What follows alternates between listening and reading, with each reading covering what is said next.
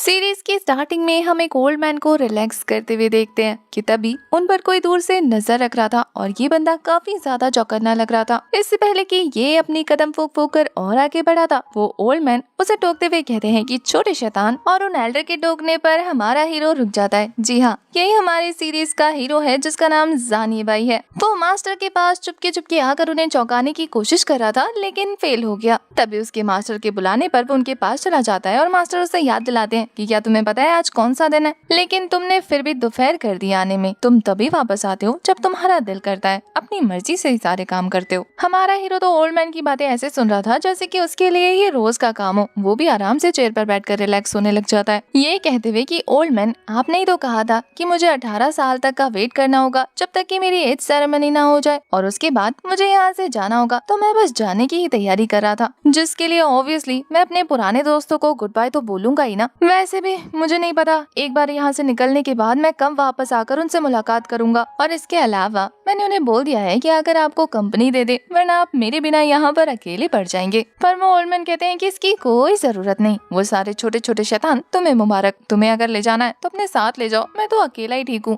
हमारा हीरो भी लाइक, बताओ भलाई का तो जमाना ही रहा, तुम्हारा ही अच्छा सोच रहा था। यहाँ ओल्ड मैन काफी ज्यादा एक्साइटेड होते हुए कहते हैं कि वैसे नन्हे शैतान, मुझे एक बात पता लगी है कि अब तुम काफी ज्यादा बड़े हो चुके हो, तो अब बारी है तुम्हारे लिए एक अच्छी सी वाइफ ढूंढा जाए। फिर वो अपने पास रखी हुई एक स्वॉर्ड लेकर उसे पकड़ाते हुए कहते हैं कि ये लो, इसे तुम अपने साथ जियांग डायनेस्टी पैलेस लेकर जाओ, वहाँ पर अपनी वाइफ को दिखाना, और फिर उन्हें सालों पहले किया हुआ वादा याद आ जाएगा और तुम्हारी शादी वहाँ के प्रिंसेस से हो जाएगी। उन्होंने 20 साल पहले हमसे वादा किया था कि वो अपनी प्रिंसेस की शादी तुम्हारे साथ करेंगे। हमारे हीरो को प्रिंसेस से ज्यादा उस स्वॉर्ड को देखकर दिलचस्पी हो रही थी। वो तो उसे देखकर हैरान होते हुए कहता है कि वाह क्या कमाल की स्वॉर्ड है, और फिर उसमें से निकल रही एनर्जी को देखकर कहता है कि ओल्ड मैन, ये तो आपकी लाइफ ब्लड वाली स्वॉर्ड है ना, तो फिर आखिर आप इसे मुझे कैसे दे रहे हैं? ये तो बहुत ज्यादा औसम है। आप चाहते हैं कि मैं इसे रख लूं? सच में मुझसे वापस तो नहीं लेंगे ना? ओल्ड मैन कहते हैं कि मुझे तुम्हें ये स्वॉर्ड देनी ही पड़ेगी, वरना तो तुम्हारे पास कोई क्वालिफिकेशन नहीं कि वो तुम्हें पैलेस के अंदर एंट्री दे। यहाँ ओल्ड मैन अब तक तो काफी रिलैक्स थे, फिर वो सीरियस होते हुए कहते हैं कि याद रखना, तुम्हारी स्ट्रेंथ उस लेवल तक पहुँच गई है, लेकिन अब तुम रियल वर्ल्ड में कदम रखने जा रहे हो, तो कोशिश करना कि मुसीबत को दावत देने से अच्छा है कि तुम लो प्रोफाइल रहो, ज्यादा लोगों को तुम्हारे और तुम्हारी स्ट्रेंथ के बारे में ना पता लगे। इससे तुम बेकार के पछड़ों में पड़ने से बच जाओगे। और हाँ,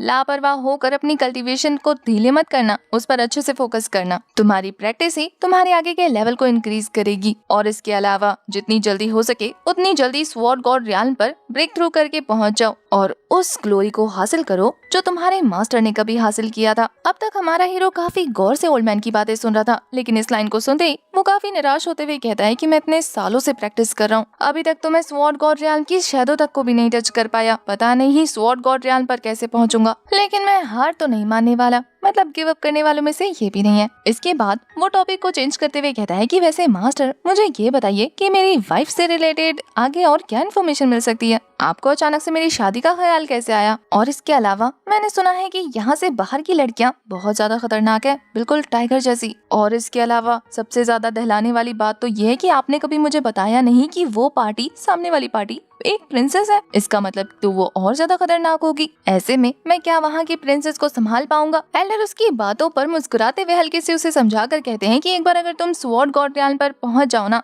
तो फिर क्या खतरनाक बाघ और क्या उसका छोटा बच्चा, कोई भी तुम्हारे आगे टिक नहीं पाएगा और तुम सभी को आराम से कंट्रोल कर लोगे। अब ये सब कुछ तुम्हारी एक स्वॉर्ड पर डिपेंड करता है। एल्डर की बातें सुनते हुए तो हमारा हीरो अभी भी आराम फरमा रहा था कि तभी एल्डर उसकी चेयर पर एक जोरदार लात मारकर उसे जमीन पर गिराते हुए कहते हैं कि बेवकूफ लड़के, तुम अभी तक यहाँ पर क्या कर रहे हो? जल्दी से अपना सामान उठाओ, यहाँ से निकलो, लेट हो रहे हो। ऐसा लग रहा है कि हमारे हीरो से ज्यादा उसके टीचर को जल्दी है उसे यहाँ से भगाने की। वो खुद को झाड़ते हुए कहता है कि आप सच में बहुत बुरे टीचर हैं। आपको पता है कि मैं यहाँ पर मे भी दोबारा ना आऊं, लेकिन फिर भी आप कितने बुरे हैं, मुझे भगा रहे हैं। पर एल्डर का कहना था कि बकवास बंद करो और निकलो यहाँ से। हमारा हीरो तो कूदते कूदते उनके पास पहुँच जाता है, ये कहते हुए कि मैं जानता हूँ आप मुझे यहाँ से क्यों भगाना चाहते हैं। आपको अकेले ड्रिंक पीना है ना, अकेले खाना खाना है ना, आप जानते हैं मैं नहीं रहूंगा तो कोई आपका सामान नहीं छेड़ेगा। एल्डर उसकी ज्यादा बकवास नहीं सुनता है, बल्कि अपनी एनर्जी रिलीज करके उसे किक मार के बाहर फेंक देते हैं। ये लात खाने के बाद तो हीरो की हालत ही खराब हो जाती है। वो कहता है कि इतनी जोर से मारने की क्या जरूरत थी, मैं तो बस मजाक कर रहा था। जानी बाई ने अपने सफर को कंटिन्यू कर दिया था।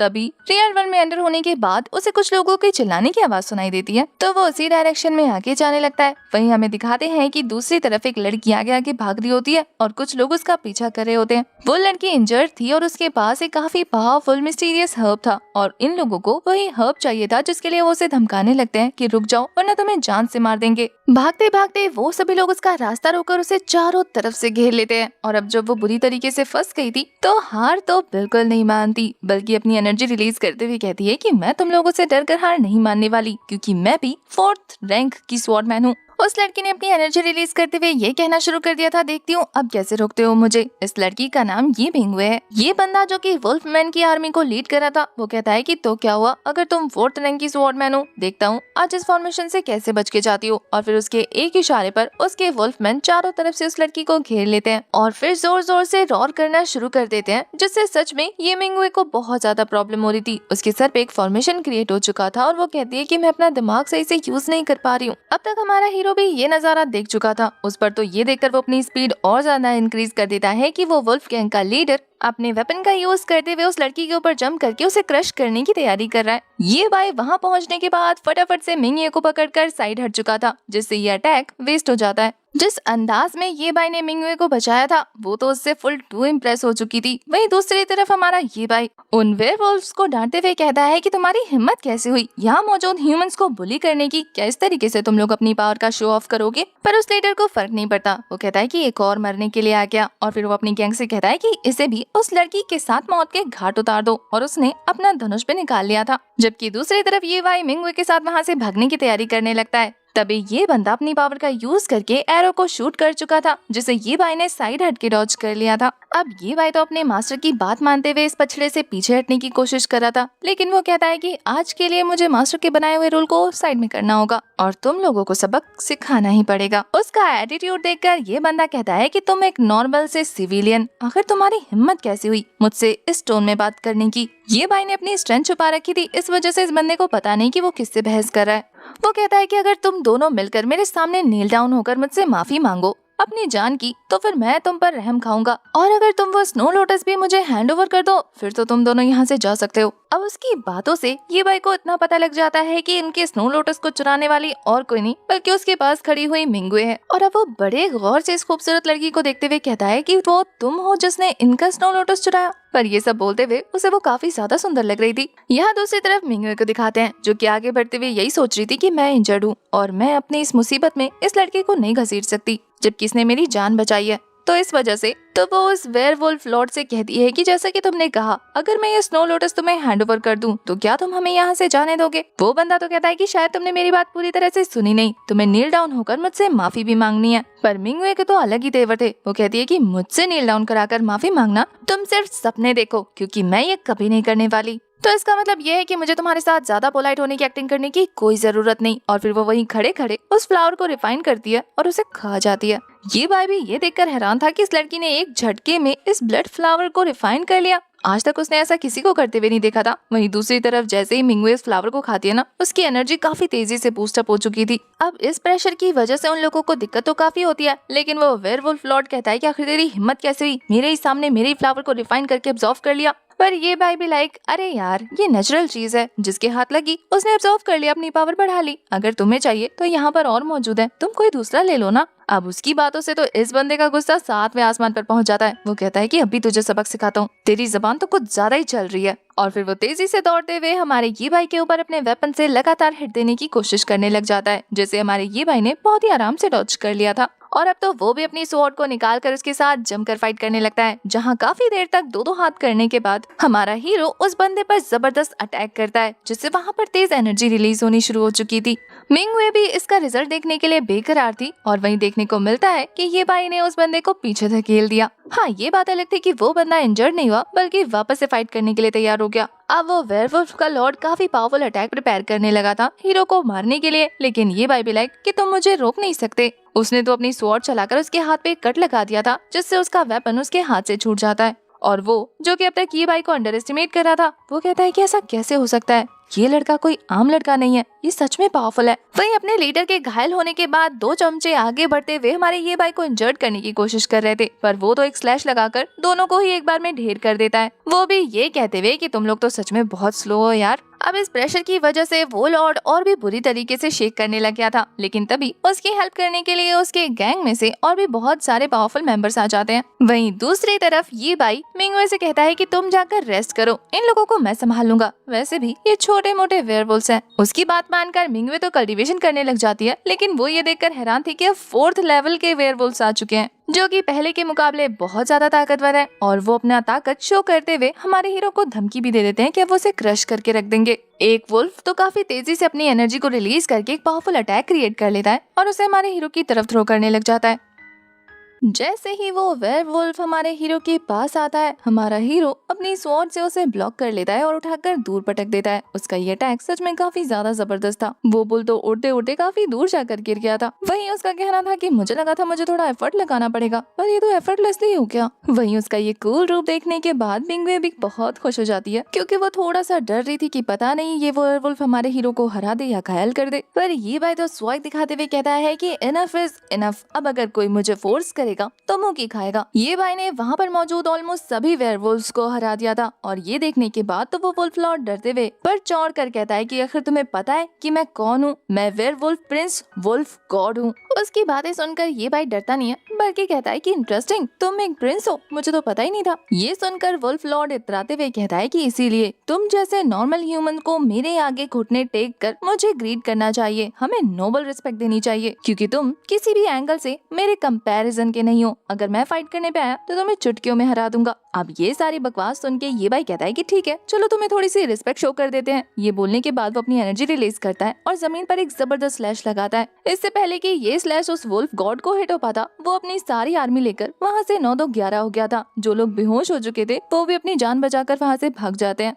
क्योंकि जरा सोचो, उनका प्रिंस ही उनकी जान बचाने के लिए वहाँ पर नहीं है तो वो क्या ही करेंगे। उन लोगों को वहाँ से जाता देखकर मिंगवे ये भाई से कहती है कि क्या तुम उन्हें जाने दोगे? यूं ही क्या हो अगर वो वापस आकर हमारे लिए और मुसीबत खड़ी कर दे? अगर वो यहाँ से अपनी जान बचाकर भागे हैं और पीछे से और बड़ी आर्मी लेकर आ जाते हैं तो फिर हम मुसीबत में पड़ जाएंगे ना। इसीलिए ये अच्छा मौका था, तुम्हें उन्हें नहीं जाने देना चाहिए था। वो ऑक्स ह्यूमन के दुश्मन है, वो उनका भला नहीं सोच सकते। ये सभी बातें सुनने के बाद ये भाई मिंगवे को शांत कराते हुए कहता है कि कोई बात नहीं, हम ह्यूमंस हैं ऑक्स से अलग, और यही चीज हमें डिफरेंट बनाती है। इसके अलावा वो वुल्फ प्रिंस अगर हमारे लिए मुसीबत खड़ी करने आया तो मैं सबसे पहले उसे ही निपटा दूंगा, तो सारी आर्मी यहाँ से भाग जाएगी। तो तुम उसकी चिंता मत करो कि वो हमारे लिए मुसीबत खड़ी कर सकता है या नहीं। अब ये भाई की फाइट तो मिंगवे ने देख ली थी, तो उसे उस पर ट्रस्ट हो जाता है। वो कहती है कि चलो ये ज्यादा सीरियस नहीं हो रहा तो मुझे भी नहीं होना चाहिए, और वो उसकी बात मान जाती है। यहाँ सारी चीजें शांत होने के बाद ये वही मिंगवे को बताता है कि तुम घायल हो गई हो, इस वजह से तुम्हारी ड्रेस फट गई है। अगर तुम्हारे पास कोई और है तो तुम्हें चेंज कर लेना चाहिए।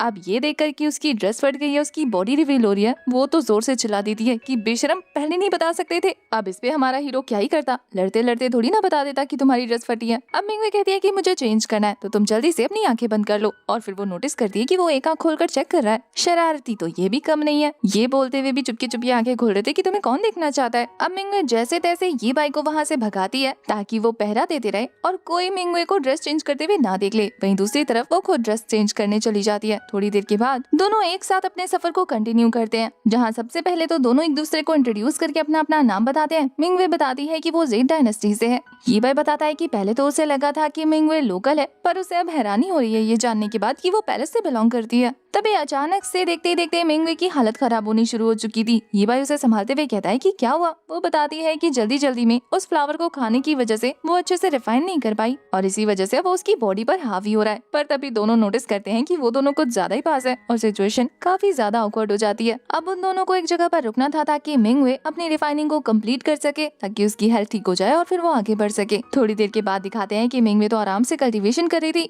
वहीं ये भाई उसके सामने बैठकर आराम से उसे प्रोटेक्ट कर रहा था। जहाँ बैठे बैठे उसकी खूबसूरती को निहारते हुए वो कहता है कि ये कितना खूबसूरत है, फ्यूनिक्स माउंटेन से भी ज्यादा खूबसूरत। थोड़ी देर के बाद जब मिंगवे अपनी कल्टीवेशन कंप्लीट कर लेती है तो वो खुद को घूरता देकर कहती है कि क्या घूर रहे हो, क्या मेरे चेहरे पे कुछ लगा है, पर ये भाई कहता है कि नहीं, तुम सच में बहुत सुंदर हो, मैंने तुम्हारी जैसी लड़की हमारे गाँव में कभी नहीं देखी। अब गाँव वाली बात सुनकर मिंगवे को अजीब लगता है कि ये मुझे अपने गाँव की लड़कियों के साथ कंपेयर क्यों कर रहा है, पर फिलहाल के लिए वो इस बात को इग्नोर करते हुए हमारे हीरो को एक टोकन पकड़ाते हुए कहती है कि तुमने मेरी जान बचाई है और मुझे तुम्हें थैंक यू बोलना है, तो तुम एक काम करो, तुम भी डायनेस्टी जा रहे हो ना, तो ये टोकन अपने साथ रखो, जब तुम डायनेस्टी पहुंच जाओगे ना तो तुम्हें इसके लिए रिपे किया जाएगा। अब मिंगवे को थ्रो करने के बाद उसने कैच तो कर लिया था, पर वो कहता है कि एक स्वॉर्डमैन होने की वजह से छोटी मोटी टेक्निक परफॉर्म करके अगर मुझे किसी की जान बचानी पड़ती है तो मुझे उसके लिए रिपे होने की कोई जरूरत नहीं है, और वैसे भी मैंने तुम्हारी जान इंसानियत के लिए बचाई है, ना कि इसलिए कि मुझे बदले में गिफ्ट्स मिले। अब यहाँ से वो दोनों अपना अपना सफर अलग अलग कंटिन्यू करने वाले थे, तो हमारा हीरो उससे अलविदा लेता है और वहाँ से रवाना हो जाता है। ये बाई का इम्प्रेशन मिंगवे के सामने कुछ खास अच्छा नहीं बनता। वो कहती है कि कितना रूड है ये लड़का, लेकिन फिर भी जब ये बाई अपनी मस्ती में आगे बढ़ रहा था तो वो उसके पीछे पीछे गुनगुनाती हुई पहुंच जाती है। उसे अपने पीछे आता देखकर ये बाई भी लाइक कि तुम मेरा पीछा क्यों कर रही हो। मिंगवे बहुत ही इनोसेंट सा फेस बनाते हुए कहती है कि मुझे वेयरवुल्फ से डर लगता है और इसके अलावा तुम काफी पावरफुल हो, तो मैंने सोचा कि तुम जैसे अच्छे इंसान के साथ अगर सफर कंटिन्यू करूंगी तो मैं सेफ रहूंगी, तो इसलिए साथ में चलते हैं। ये बोलकर वो उसे आंख मारती है। ये बाई नहीं चाहता था कि वो किसी लड़की के साथ कंटिन्यू करे, इसलिए वो कहता है कि तुम्हारी स्ट्रेंथ वापस आ चुकी है, तुमने उस स्पेल को रिफाइन कर लिया है, बॉडी के अंदर स्ट्रेंथ है, तो इसका मतलब ये कि तुम अपनी सेल्फ प्रोटेक्शन खुद कर सकती हो, तो इसलिए अलग रास्ते से जाओ। ये बोलकर आगे निकल जाता है और वो बहुत ही क्यूट सा फेस बनाकर कहती है, तुम जैसा एक स्ट्रॉन्ग जेंटलमैन मुझ जैसी एक वीक लड़की को रास्ते में ऐसे अकेला छोड़कर कैसे जा सकता है, तुम्हें तो मुझे प्रोटेक्ट करना चाहिए, वरना कोई भी आकर मुझे हर्ट कर सकता है। ये भाई भी लाइक मैं अभी 18 साल का हूँ, आदमी बनने में अभी मुझे कुछ साल और बाकी है। उसकी बातें सुनकर मिंगवे को गुस्सा तो काफी आता है,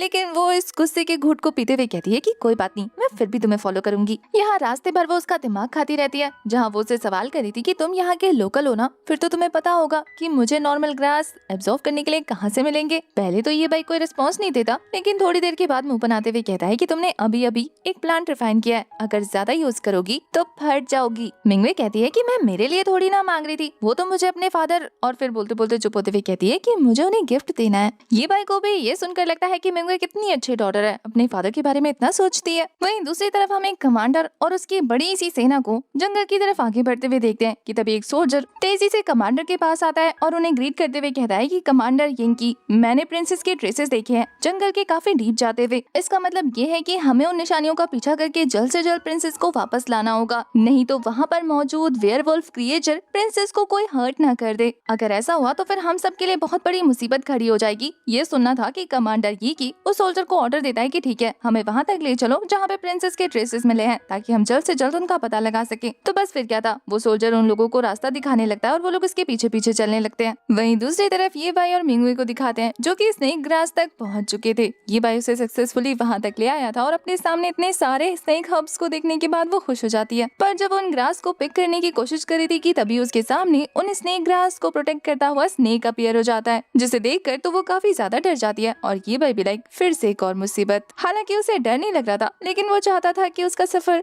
आराम से कंटिन्यू हो, पर मुसीबत ही कि उसका पीछा छोड़ने को तैयार ही नहीं थी। वहीं ऊपर से मिंगवे जो कि उस बीस्ट को देखकर डरते हुए कहती है कि ये 6th रैंक का बीस्ट है, मुझे नहीं पता था कि इन स्नेक ग्रास को प्रोटेक्ट करने के लिए यहाँ पर रियल का एक स्नेक होगा। वो कहती है कि हम यहाँ से जल्दी निकलते हैं और मैं कुछ स्पिरिट फ्लावर्स कलेक्ट कर लूंगी। पर ये भाई लाइक हम लोग यहाँ इतनी दूर इस स्नेक ग्रास को लेने के लिए आए थे ना, और यहाँ तो कितने सारे हैं, पिक कर लो इनमें से कोई एक। पर ये सुनकर तो मिंगवे को गुस्सा आ जाता है कि तुम्हें अपनी जान प्यारी नहीं है क्या, एक स्पिरिचुअल हब और अपनी जान में से तुम किसे चूज करोगे, स्पिरिचुअल हब्स को। इसीलिए फिलहाल के लिए मुझे मेरी जान ज्यादा इंपॉर्टेंट है, इसलिए निकलते हैं यहाँ से। पर हमारा हीरो एक साइड स्माइल करता हुआ अपनी स्वॉर्ड पकड़कर आगे निकल जाता है। ऐसा लग रहा था जैसे कि वो स्नेक हमारे हीरो पर एक काफी पावरफुल अटैक करने वाला हो, उसे जिंदा ही निकल जाएगा, लेकिन फिर देखने को मिलता है कि वो तो उसे गले लगाकर प्यार कर रहा है। ये नजारा देखकर तो मिंगवे की हालत खराब हो चुकी थी, उसके तो तोते उड़ जाते हैं। ये कैसे हो गया, ये बाई तो उस बीच से लड़ने की बजाय उसे आराम से पेट कर रहा है, और वो ये स्नेक भी बड़े मजे से इस मालिश का मजा उठा रहा था जैसे कि सालों पुराना याराना हो। ये बाई कहता है कि डरने की जरूरत नहीं, इसका नाम दाबाई है, अगर तुम इसे डराओगी नहीं तो ये तुम्हें कुछ नहीं करेगा। मिंगवे भी लाइक मैं इसे कैसे डरा सकती हूँ,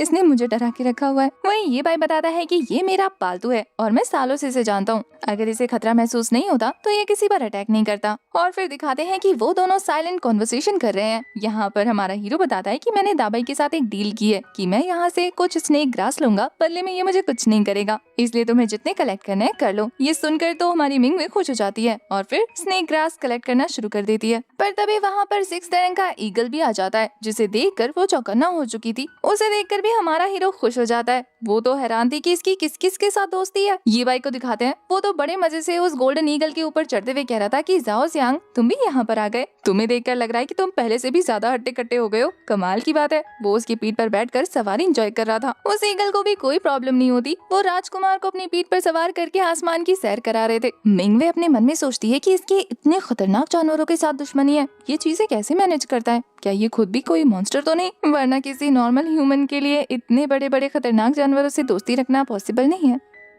एक तरफ तो मिंगवे ये सोच रही थी और वहीं दूसरी तरफ हवा में उड़ते उड़ते हवा की सैर करते हुए हमारा हीरो जियाओ सियांग के साथ बातें करते हुए पता लगा लेता है कि एक और वेयरवुल्फ का झुंड देखा गया है जो कि उनके आसपास ही मौजूद है और वहीं कुछ लोग सोल्जर्स के साथ उनका पीछा कर रहे हैं। हमारे हीरो को समझ आ जाता है कि वो लोग अगर पीछा कर भी रहे हैं तो किसका कर रहे होंगे। ऑब्वियसली मिंगवे का। तो वो समझ जाता है कि मिंगवे कोई छोटी मोटी हस्ती तो नहीं है, तभी इतने सारे लोग उसके पीछे पड़े हैं। पक्का उसका ओरिजिन कुछ इंटरेस्टिंग होगा जिसके बारे में जानने में हमारे हीरो को कोई इंटरेस्ट नहीं था। इनफैक्ट वो तो जियाओ सियांग को थैंक यू बोलता है इतनी सारी इन्फॉर्मेशन देने के लिए और फिर वो नीचे आकर सबसे पहले तो मिंगवे से सवाल करता है कि तुम्हें पता है कुछ लोग तुम्हारा पीछा कर रहे हैं। मिंगवे ये सवाल सुनकर चौंकते हुए कहती है कि आखिर तुम्हें इस बारे में कैसे पता लगा। ये भाई काफी कैजुअली बताता है कि मुझे जियाओ सियांग ने बताया। इसके बाद वो कहता है कि अगर तुम्हें उन लोगों के बारे में पता है कि वो तुम्हारा पीछा कर रहे हैं तो इसका मतलब ये है कि या तो वो तुम्हारे दुश्मन है या फिर दोस्त। अगर तो वो तुम्हारे दोस्त हैं तो मैं कुछ नहीं कहूँगा, तुम्हें उनके साथ जाने दूंगा। लेकिन अगर वो तुम्हारे दुश्मन हुए तो फिर ठीक है, मैं उन्हें संभालता हूँ, तुम यहाँ से आगे निकल जाओ। पर इसके बदले तो मिंगवे कहती है कि क्या तुम मेरी एक हेल्प करोगे, क्या तुम मेरे साथ थोड़ा और रुक सकते हो, मुझे अकेला नहीं होना। ये भाई कहता है कि वैसे तो ये तुम्हारा पर्सनल मैटर है, मैं इस बारे में इंटरफेयर नहीं करना चाहता, लेकिन मैं तुम्हारे डिसीजन की रिस्पेक्ट करता हूँ, इसलिए मैं तुम्हारा साथ जरूर दूंगा। और फिर वो दाबाई के पास जाकर कहता है कि क्या जो लोग हमारा पीछा कर रहे हैं तुम उन्हें जाकर डिस्ट्रैक्ट कर सकते हो और उन्हें यहाँ से दूर ले जाना। उसके एक इशारे पर दाबाई वहाँ से उन लोगों को डिस्ट्रैक्ट करने के लिए निकल जाता है। वहीं इस तरीके से बीस्ट को उसकी बातें समझता देखकर मिंगवे अपनी क्यूरियोसिटी होल्ड नहीं कर पाती और वो ये भाई से पूछ लेती है कि क्या तुम बीस्ट ट्रेनर हो। ये भाई बताता है नहीं तो। मिंगवे सवाल करती है तो फिर ये सारे खतरनाक बीस्ट तुम्हारी बातें क्यों मानते हैं और तुम्हें इतना फॉलो क्यों करते हैं। ये भाई भी लाइक वो इसलिए क्योंकि मैं बचपन से इनके साथ पला बड़ा हूँ और ये लोग बिल्कुल भी हार्मफुल नहीं है। इनफैक्ट ये लोग तो बहुत ज्यादा काइंड और स्वीट है, इसी वजह से तो ये लोग मेरे दोस्त हैं। ये बातें सुनकर कि कैसे ये भाई बीस्टों के साथ बचपन में खेलकर पला बड़ा है, मिंगवे कहती है कि तुम काफी ज्यादा खुश लग रहे हो, तो क्या मैं तुम्हारी दोस्त बन सकती हूँ, क्योंकि मुझे भी ये सारी चीजें एंजॉय करनी है। वो इस बार भी काफी ज्यादा क्यूट फेस बना रही थी, पर हमारा हीरो ना में गर्दन हिलाते हुए कहता है कि नहीं, मास्टर ने कहा है कि जितनी ज्यादा खूबसूरत लड़की उतना बड़ा रिस्क। खूबसूरत लड़की का दूसरा नाम मुसीबत है और मेरे मास्टर ने मुसीबतों से दूर रहने के लिए कहा है, और अगर वो मुसीबत तुम जितनी खूबसूरत हो फिर तो बहुत ज्यादा बच के रहना चाहिए। इनडायरेक्टली ये भाई हमारे मिंगवे की तारीफ करते हुए कह रहा था कि तुम सच में बहुत ज्यादा खूबसूरत हो, गाँव की लड़कियों से भी ज्यादा खूबसूरत। इसके बाद तो ये भाई कहता है कि ठीक है चलो मैं तुम्हें माउंटेन से नीचे लेकर चलता हूँ, नीचे का गांव दिखोगी तो खुश हो जाओगी। ये सुनकर मिंगवे काफी ज्यादा एक्साइटेड होते हुए कहती है कि मुझे भी उस गोल्डन ईगल के पीठ पर बैठकर सवारी करनी है, और अभी तक तुमने मुझे जवाब नहीं दिया कि तुम मेरे दोस्त बनोगे या नहीं। एक पल में मिंगवे को क्यूट और रूड बनता देखकर हमारा ये भाई भी लाइक तुम लड़की हो, कितनी जल्दी मूड चेंज करती हो, और वैसे भी तुम जब गुस्से में अपना मुंह फुलाती हो ना तो तुम्हारा चेहरा ज़्याओ हुओ जैसा हो जाता है। अब मिंगवे फिर से कंफ्यूज कि अब ये ज़्याओ हुओ कौन है। वो बताता है कि हमारे गांव की शेरनी, उसके तो बच्चे भी हैं और वो काफी गोलू मोलू है। पहले तो मिंगवे को कुछ समझ नहीं आता और जब ये भाई आगे निकल जाता है तब उसे पता लगता है कि उसने उसका मजाक उड़ाया, उसे मोटी शेरनी कहा। वो कहती है कि तुम्हारी हिम्मत कैसे हुई मुझे ऐसा कहने की, और फिर वो उसे मारने के लिए उसके पीछे दौड़ने लगती है। मतलब फाइनली दोनों की दोस्ती हो गई। अब इसके बाद तो वो दोनों मिलकर ही जियाओ सियांग की पीठ पर बैठकर सवारी कर रहे थे, जहाँ उस सवारी को एंजॉय करते हुए मिंगवे तो बच्चों की तरह चेयर अप कर रही थी और उसे इस तरीके से जोर जोर से चिल्लाता देखकर ये भाई डांटते हुए कहता है कि अरे धीरे यार, तुम लड़की हो, तुम्हें थोड़ा सा पोलाइट नहीं होना चाहिए। वो तो किसी छोटे बच्चे की तरह मुंह चिढ़ाते हुए कहती है कि नहीं बिल्कुल नहीं, मैं तो और शोर मचाऊंगी। वैसे भी मैंने इस तरीके का एक्सपीरियंस पहली बार एक्सपीरियंस किया और मुझे बहुत मजा आ रहा है। उसकी हरकतों पे तो ये भाई अपना सर पकड़ लेता है कि इसका कुछ नहीं हो सकता। कुछ देर हवा की सैर करने के बाद फाइनली वो दोनों माउंटेन से नीचे आ जाते हैं, जहाँ पर मिंगवे को रेस्ट करने का बोलकर ये भाई कहता है कि मैं तुम्हारे लिए पानी लेकर आता हूँ और तुम यहीं इंतजार करना। वो आराम से बैठ जाती है और हमारा हीरो उसके लिए पानी ले रहा था, तो वो कहती है कि ये लड़का तो सच में बहुत अच्छा है और वो खुद से उसका नाम ज़्याओबेई रख देती है। हमारी प्रिंसेस मिंगवे को हमारा दोस्त ये भाई बहुत पसंद आया, तो जब वो उसके पास आकर बैठता है वो उसे ज़्याओबेई नाम से छेड़ने लगती है। वो कहता है कि मेरा नाम ये भाई है, तो फिर तुम ज़्याओबेई क्यों कह रही हो? मिंगवे का कहना था कि तुमने अपने फ्लाइंग पेट का नाम ज़्याओजियांग रखा है और अपने स्नेक पेट का नाम दाबाई रखा है, और मैंने दोनों का नाम मिक्स करके ज़्याओबेई बना दिया, और मुझे तुम पर यही नाम सूट करता है, इसलिए मैं तो यही बोलूंगी। उसके जिद्दी नेचर को देखने के बाद ये भाई कहता है कि तुम कितनी ज्यादा डोमिनेटिंग हो। मैं तो सोच रहा हूँ कि उस बंदे का क्या होगा जिसकी तुम वाइफ बनोगी, तुम तो उसका जीना हराम करके रख दोगी। वैसे एक गुड न्यूज ये है कि मुझे भी एक वाइफ मिलने वाली है, वो भी तब जब मैं स्वॉर्ड गॉड रियान को प्रैक्टिस कर लूंगा। और वैसे भी अभी मुझे कल्टीवेशन पे ध्यान देना चाहिए, और उसके लिए मुझे बहुत सारे टाइम की जरूरत है। जब वो इस बारे में मिंगवे को बता रहा था तो आगे बात करने से पहले ही वहाँ पर जोर जोर से चिल्लाते हुए ज़्याओजियांग की एंट्री हो जाती है। उसकी चीख से ही हमारे हीरो को पता लग गया था कि दाबाई मुसीबत में है, यानी कि वो उन सोल्जर्स को रोकने में सक्सेसफुल नहीं हो पाया। इसीलिए वो दोनों फिर से फटाफट ज़्याओजियांग की पीठ पर चढ़ जाते हैं ताकि वो उन लोगों को दाबाई तक लेकर जाए। रास्ते में हमारी हीरोइन मिंगवे से पूछती है कि क्या हुआ है दाबाई को। वो कहता है कि एग्जैक्टली मुझे भी नहीं पता, लेकिन वो किसी बड़ी मुसीबत में है। यहाँ दूसरी तरफ दिखाते हैं कि दाबाई को चारों तरफ से सोल्जर्स ने घेर के रखा हुआ था। यहाँ कमांडर यिंकी की बातों से पता लगता है कि बार बार दाबाई उनका रास्ता रोक रहा है, जिससे वो सभी लोग काफी ज्यादा फ्रस्ट्रेट हो चुके हैं। और अब कमांडर बाकी सभी सोल्जर्स को ऑर्डर देता है कि एक साथ इस पर हमला करके इसे जान से मार दो। वैसे भी आज इस स्नेक ने हमें बहुत ज्यादा परेशान किया है। वैसे भी इस तरीके से पॉइजनस क्रिएचर का हमारे आसपास घूमना किसी के लिए भी अच्छा नहीं है। और फिर उसके पास मौजूद एक शैडो सोल्जर वो उसे ऑर्डर देता है और कहता है कि तुम्हें पता है ना क्या करना है, इसको यहीं खत्म कर दो। ऑर्डर मिलने पर वो शैडो सोल्जर तेजी से आगे बढ़ते हुए जबरदस्त स्लैशेस लगाना शुरू कर चुका था। बदले में दाबाई भी उस पर अटैक कर रहा था, पर लगता है कि ये शैडो पर्सन हमारे दाबाई से ज्यादा पावरफुल है, इसलिए वो आराम से उस पर ओवरकम कर ले रहा है। इससे पहले कि वो उसे ज्यादा नुकसान पहुंचा पाता, वहाँ पर हमारे हीरो की एंट्री हो जाती है, जो पहले तो उन्हें चिल्लाकर रोकने को कहता है और फिर हवा से ही एक जबरदस्त स्लैश उनके ऊपर रिलीज कर देता है। इस स्लैश की वजह से वो शैडो सोल्जर थोड़ी देर के लिए डिस्ट्रैक्ट हो गया था। वहीं दूसरी तरफ इस कमांडर यिंग की जान तो ये देखकर खौल रही थी कि इस लड़के ने प्रिंसेस का हाथ पकड़ा हुआ है। आखिर इसकी हिम्मत कैसे हुई? ये मरना चाहता है क्या? वो तो सीधा सीधा हमारे ये भाई को धमकी देना शुरू कर चुका था कि प्रिंसेस का हाथ छोड़, नहीं तो यहीं दफन कर दूंगा। शैडो सोल्जर भी ये भाई पर हमला करने के लिए आगे बढ़ने लगा था, पर दाबाई बीच में आकर उसके हमले को रोक लेता है। और वहीं दूसरी तरफ तभी मिंगवे ऑर्डर देती है कि ये सब कुछ यहीं बंद करो। अब फिर क्या, प्रिंसेस का ऑर्डर मिलना था तो कमांडर अपने शैडो सोल्जर को पीछे हटने को कह देता है। सभी गार्ड प्रिंसेस को ग्रीट करते हैं और वो उन सभी को फाइट रोकने को कहती है। सभी लोग पूछ रहे थे कि आखिर ये लड़का कौन है। वहीं ये भाई को दिखाते हैं, वो तो दाबाई के लिए परेशान था। जब वो देखता है कि उसकी एनर्जी कम हो गई है तो अपने पास से मैजिकल हर्ब निकालकर उसे पिला देता है। अब ये देखकर कि इस लड़के के पास मैजिकल हर्ब है, वो लोग और ज्यादा क्यूरियस हो जाते हैं जानने के लिए कि ये लड़का कौन है। प्रिंसेस उन लोगों को कुछ नहीं बताती, बल्कि हमारे ये भाई को बाय बाय बोलते हुए कहती है कि अब मुझे जाना होगा। और वो अपने सोल्जर से कहती है कि खबरदार, अगर दोबारा दाबाई को हर्ट किया मैं तुम लोगों के साथ चलने के लिए तैयार हूँ। ये भाई को यकीन नहीं हो रहा था कि अब वो जा रही है। वो कंफर्म करता है तो वो कहती है कि हाँ, अगर तुम कभी पैलेस आना तो मुझे जरूर ढूंढना। इसके अलावा 1 साल के अंदर अंदर शायद मैं तुम्हें वहाँ दोबारा ना मिलूं। मिंगवे की 1 साल वाली बात सुनने के बाद ये भी कहता है, क्यों 1 साल बाद तुम्हें कुछ होने वाला है? पर उसके बिहाफ पर वो कमांडर यिंग बताता है कि कुछ नहीं, बस प्रिंसेस मिंगवे की शादी तय हो गई है और 1 साल के अंदर उनकी शादी हो जाएगी एक बहुत ही अमीर लड़के के साथ, जिसे उनके फादर ने पसंद किया है। मिंगवे भी सैड होते हुए कहती है कि हाँ, मुझे उस लड़के के बारे में कुछ नहीं पता, ये शादी मेरे फादर ने अरेंज की है, तो इस वजह से मेरे पास ज्यादा वक्त नहीं है, तो तुम आ जाना, ओके? वैसे प्रिंसेस ने ऐसा बोल तो दिया था, लेकिन मिंगवे की बातों से ऐसा लग रहा था जैसे कि वो अपनी मर्जी के खिलाफ शादी बिल्कुल नहीं करेगी और वो अपने फादर को पटा लेगी किसी तरीके से शादी को कैंसिल करने के लिए। कमांडर उसे ऐसा करने से रोकने चाहते थे, पर वो तो हमारे ये भाई के पीछे छुप जाती है और ये भाई उसे प्रोटेक्ट करते हुए कहता है कि अगर तुम शादी नहीं करना चाहती तो करने की कोई जरूरत नहीं, ये फैसला तुम्हारा होना चाहिए, किसी और का नहीं। अब ये देखकर कि उनकी प्रिंसेस को भड़काया जा रहा है, ये कमांडर तो आंख बबूला हो जाता है और कहता है कि इस कमीने का हाथ काट दो, ये प्रिंसेस को बार बार छू कैसे रहा है। उनमें से एक सोल्जर आकर हमारे ये भाई पर ऑलमोस्ट हमला करने ही वाला था। ये देखकर तो मिंगवे भी हैरान रह जाती है। तभी मिंगवे आकर अपनी पावर रिलीज करके उस गार्ड को वहीं गिरा देती है। अब गार्ड कितना ही पावरफुल क्यों ना हो, अपनी प्रिंसेस से ज्यादा तो नहीं हो सकता था ना।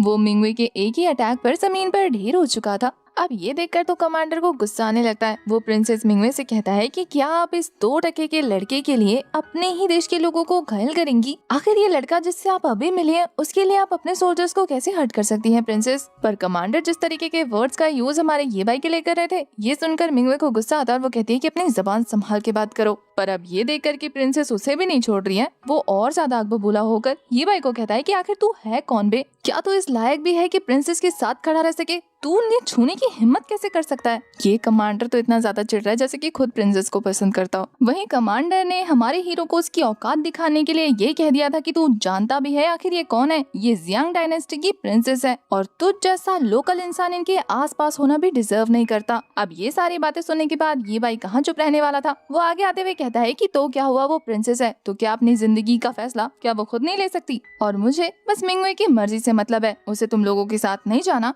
तो वो नहीं जाएगी। अब ये भाई ने तो उनके सामने उनकी प्रिंसेस को नाम लेकर बुलाया। कमांडर तो ये सुनकर कहता है कि आखिर तूने अपनी जबान से उनका नाम कैसे लिया? ये कमांडर अब खुद पर्सनली हमारे हीरो के साथ फाइट करने की सोच रहा था। तभी बाकी सारे सोल्जर्स कहते हैं कि कमांडर आखिर इसकी हिम्मत तो देखिए, ये आपको चैलेंज कर रहा है। एक एक करके वो सभी लोग जो चुप बैठे हुए थे वो भी अभी हमारे ये भाई की इंसल्ट करना शुरू कर देते हैं। उन सभी को इस तरीके से ये भाई के खिलाफ बोलता देखकर प्रिंसेस कहती है कि क्या मैं तुम लोगों को दिखाई नहीं दे रही हूँ या फिर मेरा फैसला तुम लोगों के लिए मायने नहीं रखता? इससे पहले कि वो और ज्यादा गुस्सा भड़का पाती, ये भाई उसे शांत कराते हुए कहता है कि आराम करो, इतना ज्यादा हाइपर होने की जरूरत नहीं है। इसके अलावा इन्हें सिर्फ भौंकना आता है, ये मेरा कुछ भी नहीं बिगाड़ सकते। अब प्रिंसेस को तो अजीब लग रहा था, उसकी फिक्र हो रही थी, पर हमारा हीरो उसे रीअश्योर कराता है कि डोंट वरी। कमांडर को उसके कॉन्फिडेंस पे गुस्सा आ रहा था। इस वजह से जब वो कहता है कि प्रिंसेस आप थोड़ा सा पीछे रहिए और हमें फाइट करने दीजिए, हम ज्यादा यहाँ पर क्योस नहीं मचाएंगे, तो वो भी राजी हो जाती है। वैसे तो उसे अंदर से पता था कि कौन जीतेगा, इसलिए वो कहती है कि एक एक करके आओ। तो कमांडर के एक इशारे पर एक सोल्जर्स आगे आ जाता है और वो हमारे ये भाई से कहता है कि अब बहुत देर हो चुकी है बच्चे, तेरे घुटने टेक कर माफी मांगने से अब कुछ नहीं बिगड़ने वाला। अगर तू पहले माफी मांगता तो तेरी जान बच जाती, अब तो तेरी हड्डियां ही टूटेंगी।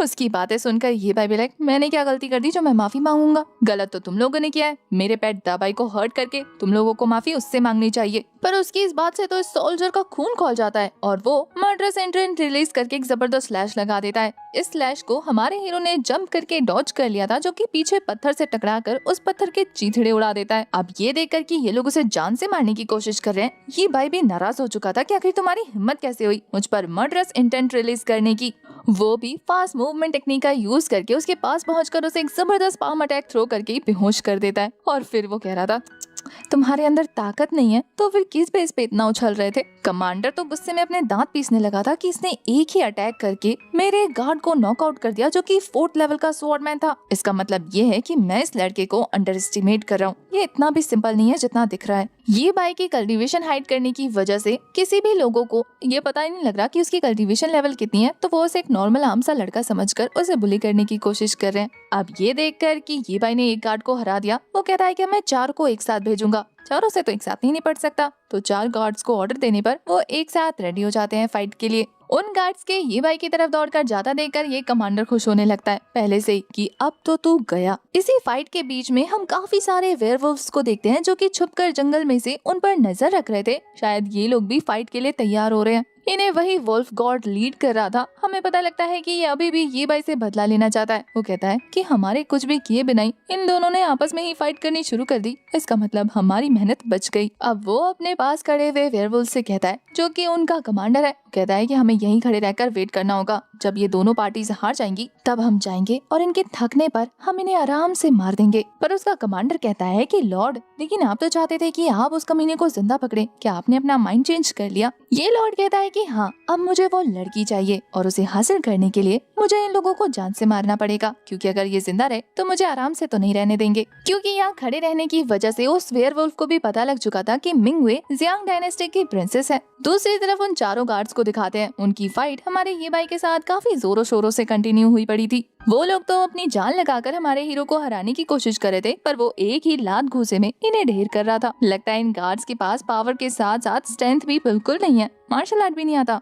वही इधर कमांडर को दिखाते हैं। उसे तो लग रहा था कि कोई बात नहीं, उसके गार्ड्स जैसे तैसे मैनेज कर लेंगे। तो वो प्रिंसेस से कहता है कि चलिए इन लोगों को मजे करने दीजिए, हम यहाँ से निकलने की तैयारी करते हैं, हमें जाने में टाइम भी तो लगेगा ना। पर तभी देखते ही देखते उसके होश उड़ जाते हैं, क्योंकि ये भाई ने अपनी एनर्जी रिलीज करनी शुरू कर दी थी। उसकी स्पिरिचुअल पावर का ऑरा इतना ज्यादा जबरदस्त था कि उसे घेरे हुए सारे गार्ड्स उसके एक ही स्लैश से ढेर हो जाते हैं। प्रिंसेस मिंगवे तो इम्प्रेस पे इम्प्रेस हो रही थी, वहीं कमांडर का खून लाल पीला हो रहा था। वो कहता है कि आखिर ये कमीना कितना पावरफुल है, एक के बाद एक मेरे गार्ड्स को हराए जा रहा है, आखिर मैं इसे कैसे संभालूं? कमांडर के चेहरे का रिएक्शन देखकर प्रिंसेस को भी हंसी आ रही थी। वो कहती है आपने सही कहा, ये लोग बहुत मजे कर रहे हैं, हमें चलना चाहिए। पर ये भाई उन्हें रोकते हुए कहता है कि ये शैडो गार्ड यहाँ से नहीं जाएगा, मुझे इसके साथ कुछ हिसाब चुकता करना है, क्योंकि यही वो पर्सन है ना जिसने दाबाई को हर्ट किया था।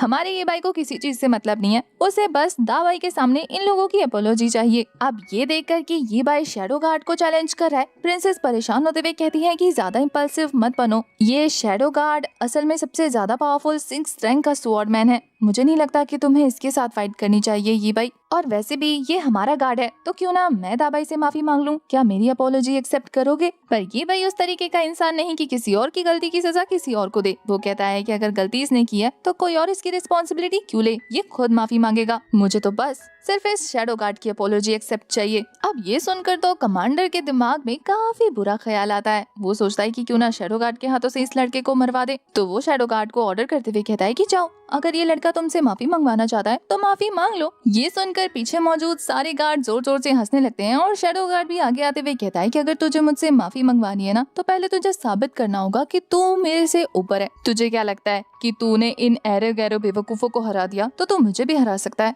तू मेरे सामने किसी इनविजिबल पर्सन जैसा ही है, क्योंकि तेरी स्ट्रेंथ मेरे आगे किसी काम की नहीं। ये भाई कहता है कि ये तो तुमने ठीक कहा कि मेरी स्ट्रेंथ ज्यादा नहीं है, लेकिन इसका मतलब ये नहीं कि मैं तुझे नहीं हरा सकता, मेरी पावर तुझे हराने के लिए काफी है। ये शैडो गार्ड हमारे हीरो से उम्र में बड़ा था, वो कहता है कि पिद्दी सी उम्र और इतनी बड़ी बड़ी बातें, पहले तो तू मेरा ये अटैक रोक कर दिखा, क्योंकि शैडो गार्ड को लग रहा था कि वो एक ही अटैक में हमारे हीरो को बड़े आराम से हरा देगा। तो वो अपनी एनर्जी रिलीज करते हुए मल्टीपल स्लैशेस लगा देता है। बोला तो इसने एक अटैक का था, लेकिन करता 4 है। और जब शैडो गार्ड की इस टेक्निक को हमारी प्रिंसेस यूज करता हुआ देखती है तो वो कहती है कि शैडो ये तब यूज करता है जब वो लोगों को मारना चाहता हो, तो क्या वो ये भाई को जान से मारने वाला है? पर ये भाई भी अपने स्नेक स्वॉर्ड स्किल्स का यूज करके उन सारे स्लैशेस को काउंटर कर चुका था। और फिर जब वो अपने पाइथन स्पिरिचुअल टेक्निक का यूज करता है तो एक काफी तेज स्नेक स्पिरिट आकर उसके हाथ पर अटैक करती है, जिससे उस शैडो के हाथ से उसकी स्वॉर्ड छूटकर नीचे गिर जाती है।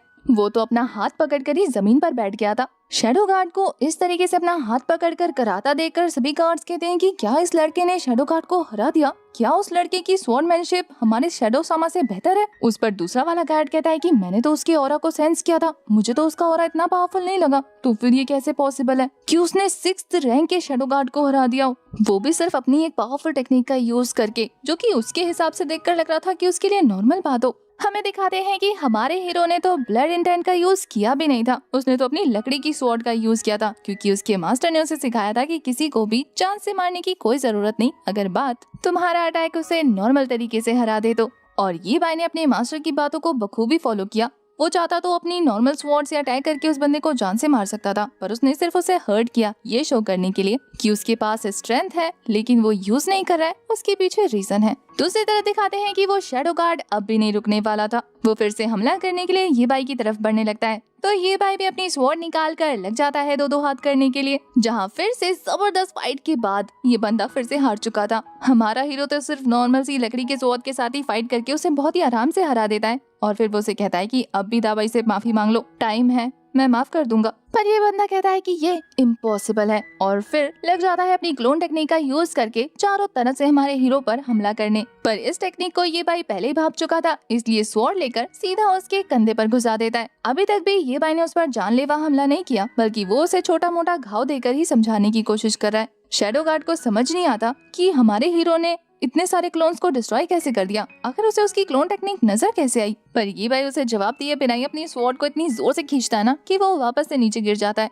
वहीं दूसरी तरफ पेड़ के पीछे से जहाँ से ये वेयरवुल्फ कमांडर उनकी फाइट को ऑब्जर्व कर रहा था, वो कहता है कि लॉर्ड, ये बंदा तो बहुत ज्यादा पावरफुल है, आपको नहीं लगता हमें वापस चलना चाहिए? पर इस बंदे की अकल अभी भी ठिकाने नहीं आई है। वो कहता है कि जब तक कि मैं वेयरवुल्फ में ट्रांसफॉर्म नहीं हो जाता, तुम जानते हो मैं इसे आराम से संभाल सकता हूँ। इसे लग रहा था कि ये भाई को संभाल लेगा, जबकि पहली फाइट में दुम दबा के भाग गया था। वो कहता है कि ये ह्यूमन सोल्जर ही एक नंबर के यूजलेस थे, इसी वजह से तो उसके सामने नहीं टिक पाए। इतने सारे लोग मिलकर भी एक नॉर्मल से लड़के को नहीं संभाल रहे, कितनी वेस्ट ऑफ आर्मी है। अपनी बारे में भूल गया था कितने पावरफुल सोल्जर्स लेकर आया था फाइट करने के लिए, लेकिन फिर भी सामने नहीं रख पाया उनको। इससे ज्यादा तो इसका कमांडर समझदार लग रहा था। वो कहता है कि शायद लॉर्ड आप भूल गए कि जब हमारी इन ह्यूमन रेस के साथ फाइट हुई थी तो हम इनके सामने कुछ नहीं कर पाए थे। ये बंदा कुछ भी बर्दाश्त कर सकता था, लेकिन अपने ईगो पर सवाल उठता देखकर वो कहता है कि बकवास बंद करो, अगर एक और लफ्ज भी बोला ना तो यहाँ से धक्के मार के भेज दूंगा वापस, और इसके अलावा तुम्हें अपना ज्यादा बेवकूफ वाला दिमाग दौड़ाने की जरूरत नहीं है। पर ये चीज उसने शायद कुछ ज्यादा ही जोर से बोल दी थी, क्योंकि ये आवाज कमांडर के कानों तक पहुंच जाती है और वो भी चौकन्ना हो जाता है। उल्टा वो तो इन वेयरवुल्व्स को हमारे यीबाई के साथ कनेक्ट करते हुए कहता है कि लड़के, अब भी वक्त है, बता दे अपनी सच्चाई, कौन है तू और तू प्रिंसेस के पीछे क्यों पड़ा है। अचानक से ये लोग उसे ही गुनहगार बना रहे थे तो यीबाई कहता है कि कहना क्या चाहते हो। वो कमांडर तो ऐसे हंसता है जैसे कि उसे हमारे हीरो की बात पर हंसी आ रही हो। वो कहता है कि क्या तुमने हमें इतना बेवकूफ समझा है कि हम नहीं समझ पाएंगे कि तुम उस वेयरवुल्फ गैंग से जुड़े हुए हो और यहाँ प्रिंसेस को हर्ट करने के इरादे से आए हो। ये बोलने के बाद वो उसी डायरेक्शन में अटैक थ्रो कर देता है जिस डायरेक्शन में वो वेयरवुल्व्स छुपे हुए थे। उसकी अटैक की वजह से तो वहाँ का सारा पेड़ पौधा सब हिल चुका था। देखते ही देखते उन छिपे हुए वेयरवुल्व्स को बाहर निकालने के लिए कमांडर मल्टीपल स्लैशेस लगाना शुरू कर देते हैं जो कि वहाँ के पेड़ पौधों को गायब कर चुका था। और अब इन अटैक्स से हिट होने की वजह से उन वेयरवुल्व्स को भी पता लग जाता है कि अब पीछे हटने से कोई फायदा नहीं, हमें सामने आकर फाइट करनी होगी। तो वो भी अपने कमांडर से कहता है कि हमला करो। वहीं ये सब देखने के बाद कमांडर इंग भी लाइक कि तुम यहाँ पर प्रिंसेस को हर्ट करना है, तुमने क्या सोचा कि तुम यहाँ से जिंदा बच के वापस जा सकते हो। तो कमांडर इंग गार्ड से कहते हैं कि प्रिंसेस को लेकर यहाँ से निकल जाओ, सबसे ज्यादा इम्पोर्टेंट हमारे लिए प्रिंसेस की सेफ्टी है। और रहा सवाल इन लोगों का, तो इन लोगों से मैं पर्सनली निपटता हूँ। दूसरी तरफ प्रिंसेस को जब गार्ड घोड़े पर सवार करके वहाँ से ले जा रहे थे तो वो हमारे यीबाई से कहती है कि तुम रॉयल सिटी आकर मुझे जरूर ढूंढना, मिस मत करना। यीबाई भी उसे हाँ बोल देता है क्योंकि वो भी उससे मिलना चाहता था। इधर जैसे ही तेजी से वेयरवुल्फ का ग्रुप उन पर हमला करने के लिए आगे बढ़ रहा था, सारे के सारे सोल्जर्स मिलकर उन्हें रोकना शुरू कर देते हैं। अब देखिए प्रिंसेस तो जा चुकी है, यीबाई को यहाँ रुकने का कोई और मजा तो दिख नहीं रहा था। तो वो दाबई पर सवार होकर वहाँ से निकलने की तैयारी करता है कि इन्हें इनके हाल पर छोड़कर हम चलते हैं। पर कमांडर इंग को उस पे इतना ज्यादा खुन्नस था कि वो उसे ऐसे आराम से नहीं जाने देना चाहते थे। तो वो सबसे पहले उस पर हमला करने के लिए दौड़ते हैं। अपनी स्वॉर्ड निकालकर उन्होंने तो हमारे यीबाई पर एक स्लैश लगा ही दिया था, पर वो भी कोई कच्ची गोलियां थोड़ी ना खेल के आया, वो भी उस हमले को बड़े आराम से ब्लॉक कर लेता है। वैसे हमारे यीबाई ने इस हमले को ब्लॉक तो कर लिया था, लेकिन उसकी स्वॉर्ड लकड़ी की होने की वजह से उसकी हालत खराब हो चुकी थी। सोचिए अटैक कितना ज्यादा जबरदस्त था और हमारा यीबाई कितना पावरफुल है कि उसने कमांडर के अटैक को भी अपनी लकड़ी की स्वॉर्ड से ब्लॉक कर लिया। वहीं कमांडर के होश उड़ जाते हैं। वो कहता है कि ये इम्पॉसिबल है, ये लड़का स्वॉर्ड किंग रियान पर है, आखिर तुम्हारी उम्र कितनी है, बच्चे से तो हो और तुम स्वॉर्ड किंग रियान पर कैसे पहुंच गए। वहीं दूसरी तरफ दिखाते हैं कि सारे सोल्जर्स जब वेयरवुल्व्स के साथ फाइट कर रहे थे तो पता नहीं कैसे उनकी आर्मी हारने लगती है। शायद यीबाई के साथ फाइट करने की वजह से उनकी एनर्जी एग्जॉस्ट हो चुकी है और अब जब उन्हें वेयरवुल्व्स के साथ लड़ना पड़ रहा है तो वो आराम से उन्हें हरा दे रहे हैं। ये सारी चीजें जब शैडो सामान नोटिस करता है तो वो कमांडर इंग को कहता है कि हम लोग ज्यादा देर तक इन्हें होल्ड नहीं कर पाएंगे, ये हम पर हावी हो रहे हैं। बस फिर क्या था, कमांडर इंग का सारा ध्यान उन वेयरवुल्व्स पर पहुंच जाता है और वो हमला करने के लिए आगे बढ़ने लगते हैं कि इन ऑर्क्स को तो मैं अभी ठिकाने लगा देता हूँ। ये देखने के बाद हमारा यीबाई वहाँ से निकल जाता है क्योंकि उसे अपना टाइम वेस्ट नहीं करना था। वहीं दूसरी तरफ कमांडर इंग सच में काफी ज्यादा पावरफुल थे, उनके एक स्लैश से वहाँ पर काफी सारे वेयरवुल्व्स मारे जाते हैं। ये देखकर तो वुल्फ लॉर्ड के होश उड़ जाते हैं। वो कहता है कि ये ह्यूमन असल में 7th रैंक का स्वॉर्डमैन है, इसका मतलब मैं इसे नहीं हरा सकता। और वो जोर जोर से रोर करते हुए वहाँ से भाग जाता है। समझ नहीं आता कि ये वेयरवुल्फ है या फिर गीदड़, मुसीबत देखते ही भाग खड़ा होता है। वहीं अब तक हमारा हीरो दाबाई के साथ अपने सफर को खत्म कर चुका था और अब वो ज़्याओ जिंग की सवारी करते हुए सोच रहा है कि 1 साल तो बहुत ज्यादा कम है, मुझे जल्द से जल्द रॉयल सिटी पहुंचने का रास्ता ढूंढना होगा, वरना तो 1 साल में उसकी शादी हो जाएगी। वैसे ओल्ड मैन ने कहा था कि मेरी वाइफ भी एक प्रिंसेस है और ये लड़की भी प्रिंसेस है, पता नहीं हम दोनों की किस्मत में क्या लिखा है। इसलिए फिलहाल के लिए वो हमारे ज़्याओ जिंग से कहता है कि जिनान सिटी जाने की तैयारी करो क्योंकि वहीं से हमें रॉयल सिटी जाने का रास्ता मिलेगा। उसकी बात सुनकर ज़्याओ जियांग उसी डायरेक्शन में आगे बढ़ने लगता है। वहीं दूसरी तरफ ये भाई सोच रहा था कि वो अभी भी बहुत कमजोर है। ओल्ड मैन ने कहा था कि उसे लोकी बन के रहना है, मतलब लो प्रोफाइल होकर रहना है। अगर वो ज्यादा चढ़ेगा और अपनी पावर का शो ऑफ करेगा तो कोई भी पावरफुल पर्सन उस पर हावी हो सकता है। बाहर की दुनिया में तो कितने भी पावरफुल लोग हो सकते हैं। इसलिए वो डिसाइड करता है कि वो अभी के लिए अपनी स्वॉर्ड गॉड रियाल्म की कल्टीवेशन पर ध्यान देगा, साथ ही रॉयल सिटी बढ़ता रहेगा। जिनान सिटी पहुंचने के बाद हमारा ज़्याओ जियांग उसे वहीं ड्रॉप कर देता है। जहां आगे बढ़ने पर हमारे हीरो को एंट्रेंस गेट पर कुछ गार्ड नजर आते हैं जो कि एक बंदे को बुरी तरीके से पीट रहे थे, ये कहते हुए कि तुम्हें इस सिटी के अंदर एंटर होने के लिए एंट्रेंस फीस देनी होगी और इसके अलावा तुम्हारी हिम्मत कैसे हुई मेरे आर्मर पर दाग लगाने की, इसके लिए तुम्हें एक्स्ट्रा पे करना होगा। ये guards basically normal poor peoples को बुली करते हैं। ये गार्ड्स उस बंदे से कहते हैं कि अगर तुमने इनफ कॉम्पोसेशन नहीं दिया तो फिर मैं तुम्हें यहीं पर जान से मार दूंगा। इतना ही नहीं, वो तो उन्हें भरे बाजार में ह्यूमिलेट कर रहे थे। वहाँ पर जितने भी लोग खड़े लेते हैं उनके सामने उस बंदे की बहुत बुरी हालत कर देते हैं वो लोग जलील करके। एक तो उससे पैसे भी मांग रहे थे और दूसरा उसे गरीब भी कह रहे थे। ये सारा नजारा देखने के बाद बाकी सारे लोग जो कि सिटी के अंदर एंटर होना चाहते थे वो डिसाइड करते हैं कि वो इन दो सोल्जर से तो पंगा बिल्कुल नहीं लेंगे, वरना उनके लिए खतरा बढ़ जाएगा। तभी वहाँ पर अचानक से एक लड़की अपीयर होती है जो कि उन सोल्जर्स को डांटना शुरू कर देती है कि आखिर तुम्हारी हिम्मत कैसे हुई अपनी रेपुटेशन का फायदा उठाते हुए लोगों को बुली करने की। पर वो सोल्जर्स तो उसे ही धमकाना शुरू कर देते हैं कि आखिर तुम कौन हो और तुम्हारी इतनी हिम्मत कैसे हुई दूसरों के मामले में टांग अड़ाने की। ये गार्ड्स इक्वालिटी पे बहुत ज्यादा बिलीव करते हैं, इसलिए कहते हैं कि चुपचाप यहाँ से निकल जा वरना तेरी भी पिटाई शुरू हो जाएगी। दूसरा वाला गार्ड तो लगता है बहुत ही ज्यादा क्रूर है। वो कहता है कि इससे बातें क्यों करना, चुपचाप इसे भी जमीन पर पटक कर पीटते हैं, अपने आप इसकी फैमिली सामने आकर इसके लिए भी पे करेगी। वैसे उनकी बातें तो बहुत ज्यादा खतरनाक लग रही थी, पर ये लड़की बहुत ज्यादा बोल्ड है। कहती है कि मैं तुम लोगों से नहीं डरती, तुम जैसे बुरे लोगों को मुझे सबक सिखाना आता है। ये बोलने के बाद अपनी उंगलियां चटकाना शुरू कर देती है।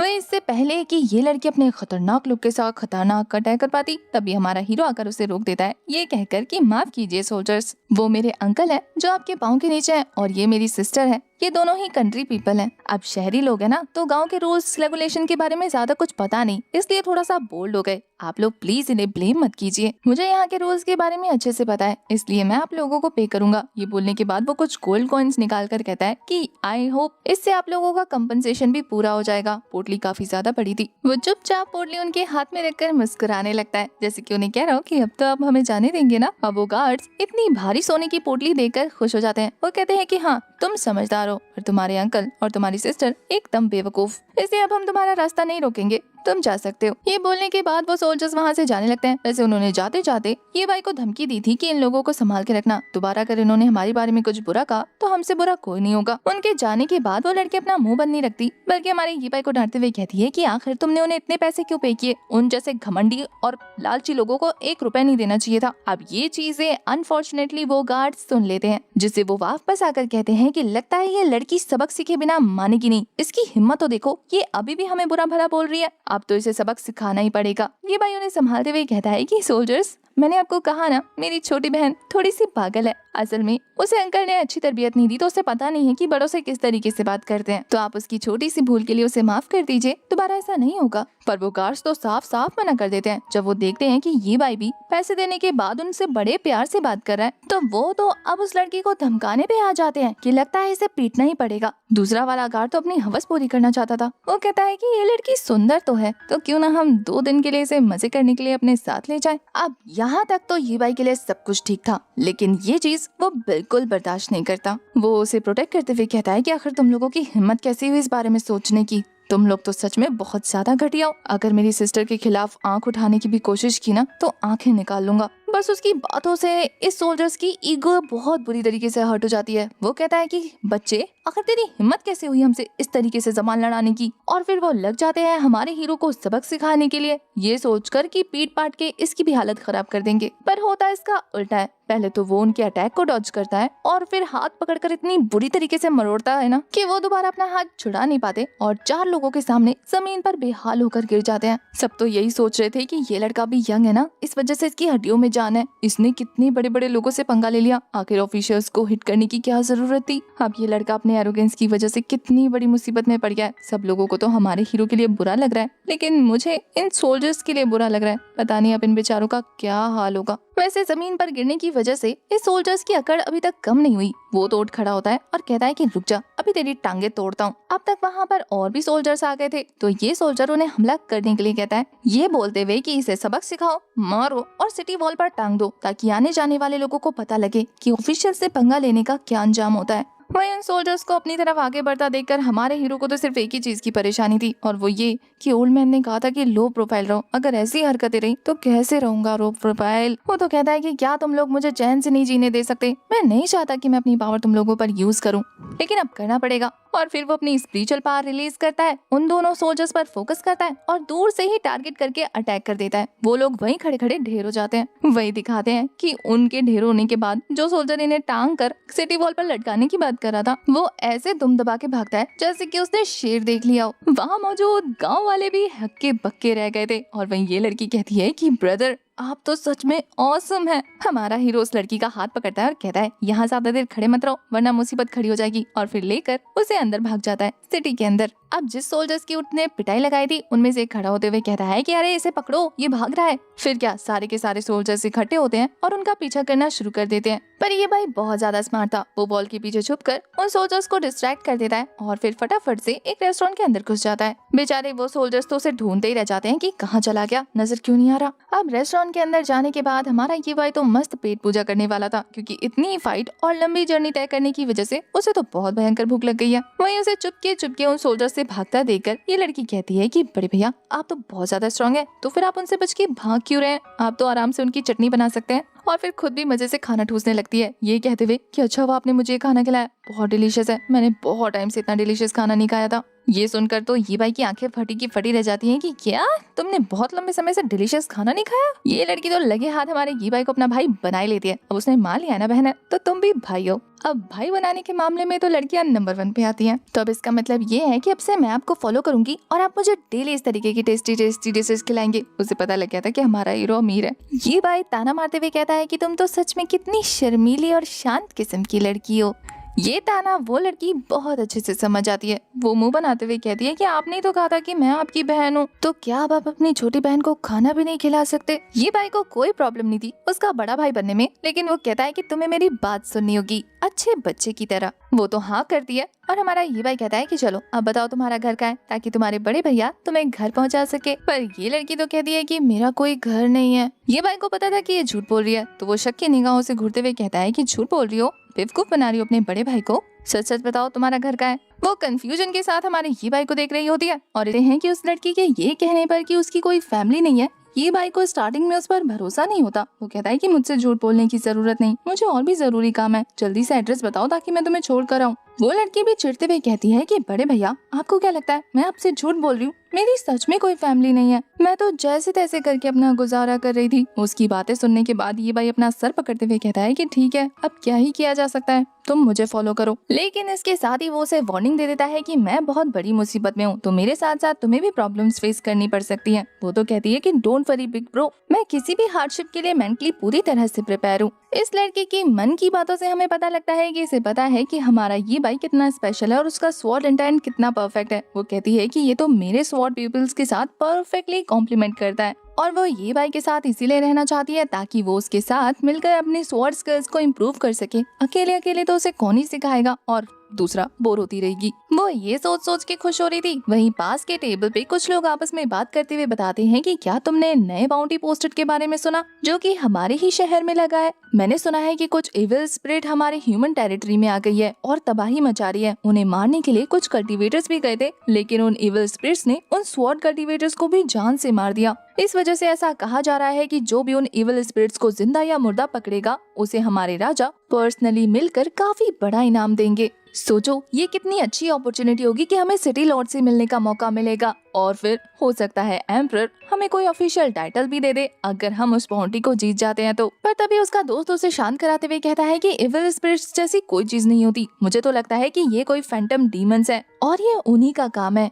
हमें डिस्ट्रैक्ट करने के लिए या फिर डराने के लिए, या फिर ये बीस्ट क्लैन की कोई चाल हो सकती है हमसे आगे निकलने के लिए, हमारे ह्यूमन टेरिटरी में केओस फैलाने के लिए। वैसे भी सालों से हमारा रिश्ता उनके साथ बहुत खराब रहा है, या सिटी लॉर्ड को नीचा दिखाने के लिए बाकी सारी डायनेस्टीज ये सारी चालें चल रही हैं। कुछ भी हो सकता है। ऐसे में इविल स्पिरिट्स को दोष देना मेरे हिसाब से बिल्कुल बेवकूफी का काम है। वही तीसरा वाला बंदा जो कि उन दोनों में समझदार लग रहा था वो कहता है कि तुम लोग बेवकूफ हो। तुम्हें क्या लगता है कि फैंटम डीमंस का काम अगर ये हुआ भी तो इस चीज को इतना लाइटली लेना सही होगा? चाहे साजिश किसी की भी क्यों ना हो या फिर वो खुद इविल स्पिरिट्स ही क्यों ना हो, हमारे लिए बहुत बड़ी मुसीबत खड़ी हो चुकी है, इसलिए बेहतर होगा कि हम सतर्क रहें। इधर हमारा हीरो उन तीनों की बातें बड़े ध्यान से सुन रहा था। वो अपनी चाय की चुस्की लेते हुए कहता है कि मैं तो सोच ही रहा था कि रॉयल सिटी में एंटर होने के लिए क्या बहाना यूज करूं। ये बहाना अच्छा होगा, इविल स्पिरिट्स को मारने के बाद मैं आराम से अंदर एंटर हो सकता हूँ। तभी वेटर उनके लिए ताजा ताजा डिश लेकर आता है। ये भाई तो उसे ही दबोचते हुए कहता है कि इस सिटी में होने वाले बाउंटी हंट के बारे में तुम्हें क्या जानकारी मालूम है? वो बंदा बताता है कि हाँ, काफी सारे फैंटम बीट सिटी में आए हुए हैं और वो हमारे देश के लोगों को मार रहे हैं। बहुत सारे सोल्जर्स गए थे उन्हें एलिमिनेट करने, लेकिन वो लोग मार कर उन्हें वहाँ से डिसअपीयर हो जाते हैं किसी भूत की तरह। इन्हीं चीजों से परेशान होने के बाद सिटी लॉर्ड ने ये बाउंड्री इशू किया ताकि बेस्ट स्वॉर्ड कल्टीवेटर सामने आए और जो भी फैंटम डीमन को उनके राज्य से हरा कर भगा देगा या फिर उन्हें जान से मार देगा उसे इनाम मिलेगा। इसके अलावा उन्हें डायनेस्टी में फ्री एंट्री भी मिल सकती है। वो बंदा तो बताते बताते ख्यालों में खो जाता है कि डायनेस्टी में एंटर होना बहुत बहुत बहुत लकी बात है।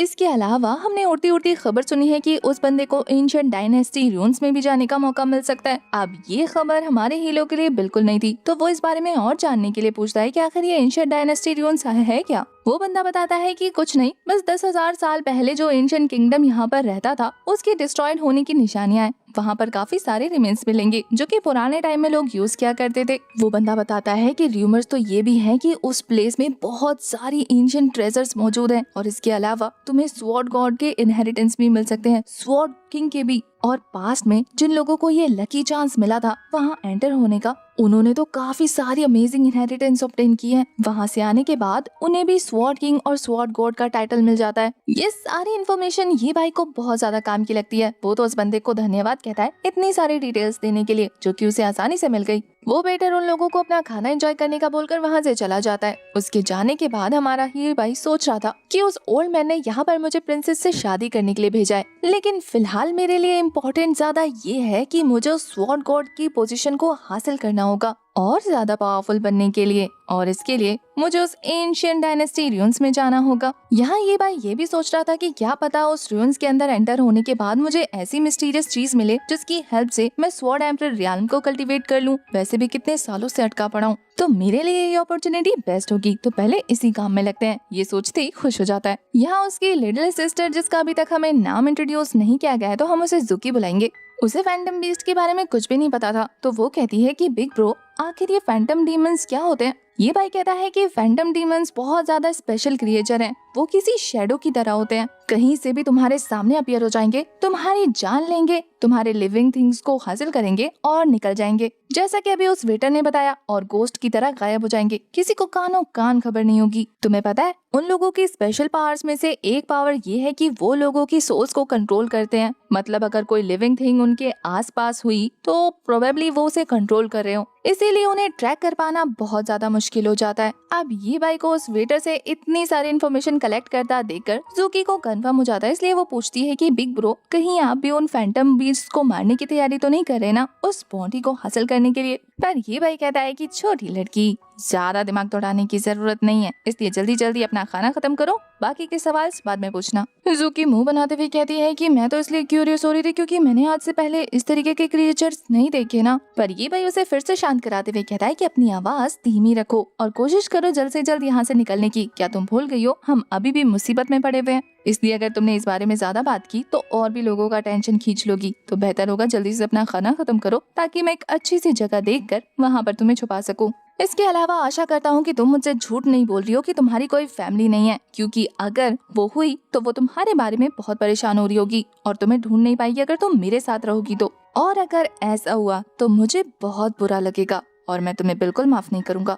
अब ये भाई को इतना डांटा देकर वो कहती है कि ठीक है खा रही हूँ मैं, तुम तो मेरे दादा से भी ज्यादा खड़ूस हो। अब ये सुनकर ये भाई भी लाइक कि मतलब तुम्हारे दादाजी हैं, अब ये बताओ कहाँ हैं वो। ज़ुकी बच्चों की तरह टेंट्रम शो करते हुए कहती है कि अभी अभी तुमने मुझे डांटा, तुम मेरे साथ मीन थे, तो तुम्हें क्यों लगता है कि मैं तुम्हें बताऊंगी कि वो कहाँ है। ये भाई परेशान होते हुए कहता है कि अरे पागल लड़की, तुमने मुझे इतनी बड़ी मुसीबत में डाला, एटलीस्ट मुझे बताओ तो सही। अच्छा ये तो बता दो तुम्हारा नाम क्या है। नाक चढ़ाते हुए सही, पर वो बता देती है लिन क्याओ क्याओ। अब आप कमेंट करके बताओ कि मैं इसे ज़ुकी बुलाऊं या फिर लिन क्याओ बुलाऊं। इसके बाद तो वो ये भाई से भी उसका इंट्रोडक्शन लेती है। उसका नाम सुनकर कहती है कि तुम्हारी थोबड़ी पे तुम्हारा नाम सूट नहीं कर रहा। पर फिर जब ये भाई फिर से उसे डांट कर खाना खाने को कहता है तो वो उस पर चिल्ला देती है कि बहुत परेशान करते हो तुम।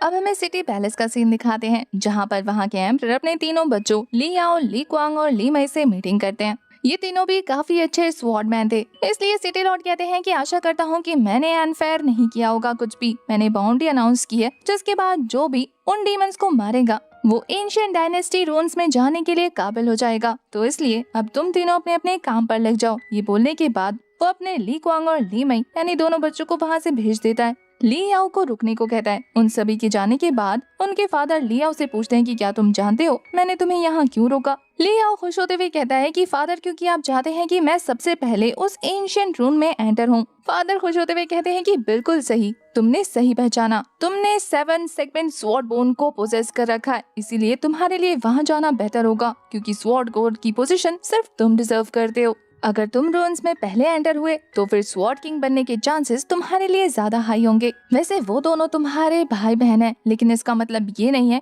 कि वो तुम्हारे साथ हैं। अगर तुम उनसे पावरफुल बन गए और उस रून्स में जाने के बाद तुमने पावर हासिल कर ली तो फिर सिटी लॉर्ड की पोजीशन फ्यूचर में तुम्हारी होगी और वो दोनों तुम्हारे राइट और लेफ्ट आर्म बनेंगे, यानी कि सपोर्टिव पिलर्स। ये सुनकर ली याओ खुश तो हो जाता है, लेकिन उसकी क्यूरियोसिटी अब बढ़ जाती है। वो कहता है कि फादर आपको नहीं लगता कि ली क्वांग और ली मई वो दोनों ही अलग अलग पर्सनालिटी के हैं? ली मई तो फिर भी मान लेगी, लेकिन ली क्वांग मेरे आगे सबमिट नहीं करेगा। पर उसके फादर शायद बायस हैं। वो कहते हैं कि तुम्हें उस चीज की चिंता करने की कोई जरूरत नहीं, तुम्हें बस पावरफुल होना है और उनके पास कोई चॉइस नहीं छोड़नी है।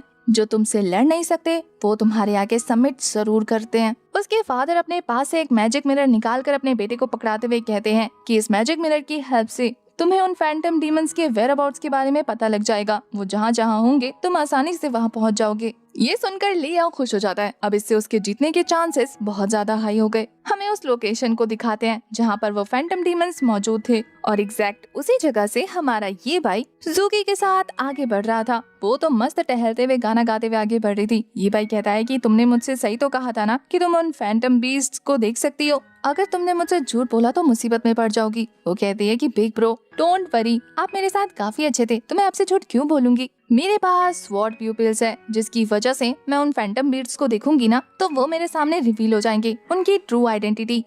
तभी किसी चीज को देखने के बाद वो बहुत ज्यादा हैरान होते हुए कहती है कि यहाँ तो बहुत बड़ी गड़बड़ है। बिग ब्रो मुझे वो दिख गए, वहाँ से काफी ज्यादा इविल एनर्जी रिलीज हो रही है। ये भाई भी परेशान हो जाता है और जब वो दोनों उस डायरेक्शन में जाते हैं तो वहाँ पर काफी सारे लोग मरे पड़े थे। वहाँ का डेमोनिक ऑरा भी बहुत ज्यादा हाई था। वहाँ जाते ही ज़ूकी को स्मेल आने लगती है। थोड़ी देर तक गौर से देखने के बाद वहाँ पर मौजूद एक बॉडी के पास उन्हें वो फैंटम डीमंस नजर आ जाता है जो कि बहुत ज्यादा गोस्टली शैडोइक फिगर था। उस शैडो की नजर भी इन दोनों पर पड़ चुकी थी। इसका मतलब ये है कि अब ये दोनों उसका नेक्स्ट टारगेट बन गए हैं। उन फैंटम बीस्ट की नजर भी इन लोगों पर पड़ चुकी थी, इसलिए वो तो हमला करना शुरू कर देता है लेजर आइज से। पर हमारा हीरो ये भाई अपनी मेटल पावर का यूज करके उसके अटैक को हवा में ही डिस्ट्रॉय कर देता है और ये सारी चीजें ज़ूकी अपने आइज से विटनेस कर रही थी। वो अपने बिग ब्रो से और भी ज्यादा इम्प्रेस हो जाती है। वहीं ये डेमन बाकी सभी फैंटम बीस्ट से कहता है कि इन लोगों को मारने में मेरी हेल्प करो और हमें पता लगता है कि यहाँ पर एक नहीं बल्कि बहुत सारे फैंटम बीस्ट मौजूद है। जिन मरे हुए लोगों की हमने लाशें देखी थी वो लाशें नहीं बल्कि यही बीस्ट थे जिन्होंने की उन लोगों का रूप धारण करके रखा हुआ था। वो सभी लोग तेजी से ये भाई पर हमला करना शुरू कर देते हैं, पर वो भी अपनी आइस पावर का यूज करके उन सभी फैंटम डीमंस को हवा में ही डिस्ट्रॉय कर देता है। और वो जो मेन था जो उन लोगों को लीड कर रहा था वो ये देखकर हैरान रह जाता है। अब ये नजारा देखने के बाद वो फैंटम बीस्ट तो वहाँ से भागने की तैयारी कर रहा था, पर हमारा ये भाई उसे रास्ते में ही रोक लेता है, ये कहते हुए कि कहाँ चली। वो तो उस पर स्लैशेस लगाना शुरू कर देता है, काफी सारे। इन स्लैशेस से हिट होने के बाद वो फैंटम डीमन कहता है कि डीमन लॉर्ड को अगर पता लगा कि तुमने मेरे इतने सारे क्लोन को मार दिया तो फिर वो तुम्हें जाने नहीं देंगे। ये भाई उसकी धमकियों को इग्नोर करके एक फाइनल स्लैश लगाकर उसे मार डालता है। उस डीमन फैंटम के मरने के बाद उसका क्रिस्टल अपीयर हो गया था जो हमारे ये भाई के पास आ जाता है। उस क्रिस्टल को देखने के बाद ये भाई खुद से बात कर रहा था, ये कहते हुए कि ये क्रिस्टल ह्यूमन कल्टीवेशन के लिए काफी अच्छा होता है तो इसे मैं अपने पास रख लेता हूँ। इसके बाद ये भाई ज़ूकी से कहता है कि अब मुझे उन लोगों का रास्ता बताओ जिन लोगों का रूप इन लोगों ने धारण करके रखा हुआ था, क्योंकि फैंटम बीस्ट सिर्फ उन्हीं लोगों का क्लोन बना सकते हैं जो कि जिंदा हो। उनके मर जाने के बाद वो ज्यादा दिनों तक इस क्लोन पर सरवाइव नहीं कर सकते, तो हमें एक्चुअल लोगों को ढूंढना होगा। साथ ही उन्हें रेस्क्यू करने के बाद हमें बाकी सारे फैंटम डीमंस को भी एलिमिनेट करने के लिए निकलना होगा। तो यहाँ ज़ूकी उसे रास्ता दिखाने लगती है और वो पड़े हुए घायल पर्सन को उठाकर उन लोगों तक पहुँच जाता है। वो सभी भी काफी बुरी तरीके से इंजर्ड हुए पड़े थे, पर ये भाई उनसे शांत रहने को कहता है, ये कहते हुए कि चिंता मत करो, मैं एक एक करके यहाँ से सभी फैंटम बीस्ट को मार दूंगा, फिर आप लोगों के लिए ये एरिया बहुत ज्यादा सेफ हो जाएगा। और ये बोलने के बाद वो जुकी के साथ वहाँ से निकल जाता है, जहाँ जुकी फिर से उन लोगों का अड्डा ढूंढ निकालती है। अब ये देखकर तो ये भाई भी इम्प्रेस था कि इस लड़की की प्यूपल्स तो सच में कमाल की है, ये तो बहुत दूर से ही उन डेमोनिक एनर्जी को सेंस कर पा रही है। तभी देखते ही देखते वहाँ पर काफी सारे और फैंटम बीस्ट अपीयर हो जाते हैं और उन्हें देखने के बाद हमारा हीरो टेरेस पर चढ़ जाता है और अपनी लकड़ी की स्वॉर्ड निकाल कर उनके साथ फाइट के लिए फुल टू रेडी हो जाता है। अब ये फैंटम डीमंस ये भाई को चारों तरफ से घेरने के बाद कह रहे थे कि ये बंदा पावरफुल होगा, इसका मतलब ये है कि इसकी सोल को एब्जॉर्ब करने के बाद हम और भी ज्यादा स्ट्रॉन्ग हो जाएंगे। आधे से ज्यादा फैंटम बीस्ट तो उससे डर रहे थे, पर बाकी सारे उसे दिलासा देने लगते हैं। इस बार जो उनका टीम लीडर था वो काफी ज्यादा बहादुर लग रहा था और साथ ही खुद की पावर पर बहुत ज्यादा कॉन्फिडेंट भी। वो कहता है कि डीमन लॉर्ड को प्रॉब्लम ना हो, इसलिए हमें जल्द से जल्द उनके दिए हुए काम को पूरा करना है, उनके दुश्मनों को रास्ते से निपटाना है ताकि वो अपना एक्चुअल प्लान कंटिन्यू कर सके। इस लड़के की वजह से ऑलरेडी हमारी टीम आधी हो चुकी है, तो इसको तो फटाफट रास्ते से निपटाना पड़ेगा। इससे पहले कि ये भाई उन पर हमला कर पाता, तभी वहाँ पर ली क्वांग की एंट्री हो जाती है और वो अपनी स्वॉर्ड स्किल्स का यूज करके एक एक करके उन सभी फैंटम डीमंस को रास्ते से हटाना शुरू कर देता है। उसने तो बहुत जल्दी इन लोगों के हेड को मार दिया था और क्रिस्टल कलेक्ट कर लिया था। ली क्वांग को वहाँ देखने के बाद हमारा ये भाई चुपचाप वहाँ पीछे के रास्ते से बाहर निकल जाता है। ये देखकर जुकी कहती है कि बिग ब्रो, आपने अपने लिए मदद कब बुलाई, मुझे तो बताया ही नहीं। पर ये भाई कहता है कि मुझे तो खुद इस बंदे के बारे में नहीं पता कि ये कब कहाँ से टपक पड़ा। फिलहाल के लिए यहीं से देखते हैं कि आखिर ये क्या करने आया है। और वहीं दूसरी तरफ हम ली क्वांग को देखते हैं। वो सारे के सारे डीमन बीस्ट जो कि अब तक अपना ध्यान ये भाई की तरफ लगा कर बैठे थे, अब उनका सारा ध्यान ली क्वांग पर आ जाता है। तो वो सभी लोग अब उस पर भारी पड़ने लग गए थे। अब थोड़ी देर उनके सामने ढीला पड़ने के बाद वो वापस से अपनी पावर को बढ़ाते हुए उन सभी के साथ फाइट करने लगता है, जहाँ उसने अपने पाँव के नीचे एक फॉर्मेशन अपीयर कर दिया था। इस फॉर्मेशन की वजह से उसका अटैक और स्पीड दोनों ही इंक्रीज हो चुकी थी और जब वो इस बार जबरदस्त फायर स्लैश रिलीज करता है ना, तो वो सारे के सारे फैंटम डीमन तड़पते हुए वैनिश हो जाते हैं और उनका पावरफुल क्रिस्टल हमारे ली क्वांग को मिल जाता है। वो तो खुश हो रहा था कि तभी वहाँ पर और काफी सारे फैंटम डीमंस आ जाते हैं। तभी देखते ही देखते वहाँ पर ली आओ और ली मई भी पहुँच जाते हैं। उन्हें अपना भाई लड़ते हुए तो नजर आ रहा था, लेकिन जब ली मई कहती है कि बिग ब्रो चलकर हमें उसकी हेल्प करनी चाहिए, वो अकेले कब से फाइट कर रहा है, तो ली आओ कहता है कि नहीं, देखते हैं आखिर हमारा छोटा भाई इन लोगों को अकेले कैसे मारता है। ये मैटर उसका है तो उसे ही संभालने दो कुछ देर अकेले। वैसे भी वो अकेले इन सारे फैंटम डीमंस को मार देगा तो हमारा ही फायदा होगा। ली मई भी अपने बड़े भाई के साथ थी, तो ये सुनकर खुश हो जाती है। वहीं दूसरी तरफ वो फैंटम डीमन ली क्वांग को चैलेंज करते हुए कहता है कि तुम जैसा छोटा मोटा इंसान, तुम्हें क्या लगता है तुम्हारे अंदर कितनी विल पावर है, आखिर कब तक टिकोगे हमारे सामने। ये बोलने के बाद वो जोर जोर से हंसते हुए काफी सारे फॉर्मेशन क्रिएट करके मल्टीपल क्लोन्स तैयार कर लेता है और चारों तरफ से ली क्वांग को घेर लेता है। अब मामला सीरियस होता देखकर ली आओ डिसाइड करता है कि अब वो अपने भाई की हेल्प करेगा और वो भी फॉर्मेशन बनाकर मल्टीपल स्वॉर्ड अटैक थ्रो करना शुरू कर चुका था। उसने तो स्वॉर्ड अटैक्स के साथ खुद भी जंप लगा दिया था। उसके अटैक्स की वजह से वो फैंटम बीस्ट थोड़ी देर के लिए डिस्ट्रैक्ट हो जाते हैं। वहीं दूसरी तरफ यहाँ हमें जुकी बताती है, बिग ब्रो मैंने कुछ सेंस किया है, यहाँ पर और भी पावरफुल फैंटम डीमन मौजूद है जो कि इन डीमंस के पीछे छुपा हुआ है। ये भाई उसे इस मामले की फिक्र करने से मना करते हुए कहता है कि तुम बस अपना फोकस उसी डीमन की तरफ रखो, जैसे ही वो मेरे पास आए मुझे इन्फॉर्म कर देना। और वो खुद भी चौकन्ना हो जाता है, अटैक प्रिपेयर करने लगता है। वहीं हमें दिखाते हैं कि जुकी की बात बिल्कुल सही थी। ये डीमन फैंटम लॉर्ड काफी जोर जोर से हंसते हुए कह रहा था कि ये बेवकूफ ह्यूमंस, मुझे लगा नहीं था कि इतने पावरफुल होंगे, लेकिन चलो अच्छा है, जब मैं इनकी सोल को एब्जॉर्व करूंगा तो मेरी पावर डीमन रियाल्म तक पहुंच जाएगी। और फिर देखते ही देखते वहाँ पर काफी सारे गोस्ट जैसे दिखने वाले इंसान और बहुत सारे फैंटम बीस्ट उसके सामने अपीयर हो जाते हैं। ले आओ भी उन लोगों को देखकर हैरान था कि आखिर ये एक साथ इतने सारे कहाँ से आ रहे हैं। वहीं जैसे एक गोस्ट जैसा दिखने वाला बंदा ले आओ को मारने के लिए आगे बढ़ता है। वो काफी ज्यादा कॉन्फिडेंस के साथ एक जबरदस्त स्लैश रिलीज कर चुका था, पर उसे मारने के बाद उस बंदे की बॉडी के अंदर जो भी डीमंस मौजूद थे वो उसकी बॉडी को पोजेस कर लेते हैं और वो पागलों की तरह हंसना शुरू कर देता है। उसकी हालत देखने के बाद तो उसकी बहन ली मई भी परेशान हो गई थी कि बिग ब्रो अचानक से आप इस तरीके से बिहेव क्यों कर रहे हैं। पर वो तो अपनी बहन पर ही हमला करते हुए कहता है कि तुमने कैसे खुद को सोच लिया कि तुम मेरी ओपोनेंट है, तुम जैसे कचरों को आखिर लगा कैसे कि वो मुझे रोक सकते हैं, डीमन लॉर्ड को। यहाँ उस डीमन के उसकी बॉडी पर हावी होने के बाद उसके रियल इंटेंशन भी शो होने लगते हैं। वो कहता है कि तुम लोगों को मारने के बाद मैं फ्यूचर का स्वॉर्ड किंग बन जाऊंगा और उसके बाद सिटी लॉर्ड की पोजीशन भी मेरी हो जाएगी। उसकी बातें सुनने के बाद उसकी बहन कहती है कि पर मैं तो आपकी साइड हूँ ना, फिर आप मुझे क्यों मारे हैं। पर उस बंदे को लग रहा था कि ये ली क्वांग है। वो कहता है कि जब मैं तुझे जान से मार दूंगा तब तेरे मुंह से झूठ नहीं निकलेगा, सच निकलेगा, तो मुझे बहकाने की कोई जरूरत नहीं। वहीं दूसरी तरफ वो तो अपनी बहन को घायल करने ही वाला था, तभी उसके अटैक को ली क्वांग रोक लेता है, जो खुद भी काफी बुरी तरीके से इल्यूजन में ट्रैप हो चुका था। ली क्वांग को दिखता है कि कैसे उसकी मॉम तड़प रही है और उसके फादर पेट दिखाकर वहाँ से चले जाते हैं। जब जबकि वो तो अपने फादर से रिक्वेस्ट कर रहा था कि उसकी मदर को बचा लिया जाए। हमें पता लगता है कि ली क्वांग ली आओ का सौतेला भाई है, इसीलिए तो उसे वो फूटी आंख नहीं भाता। वहीं उसके इल्यूजन में भी उसकी बहन और उसका भाई मिलकर उसका मजाक उड़ा रहा था। वो दोनों ही उसे अपने लेवल का नहीं समझ रहे थे,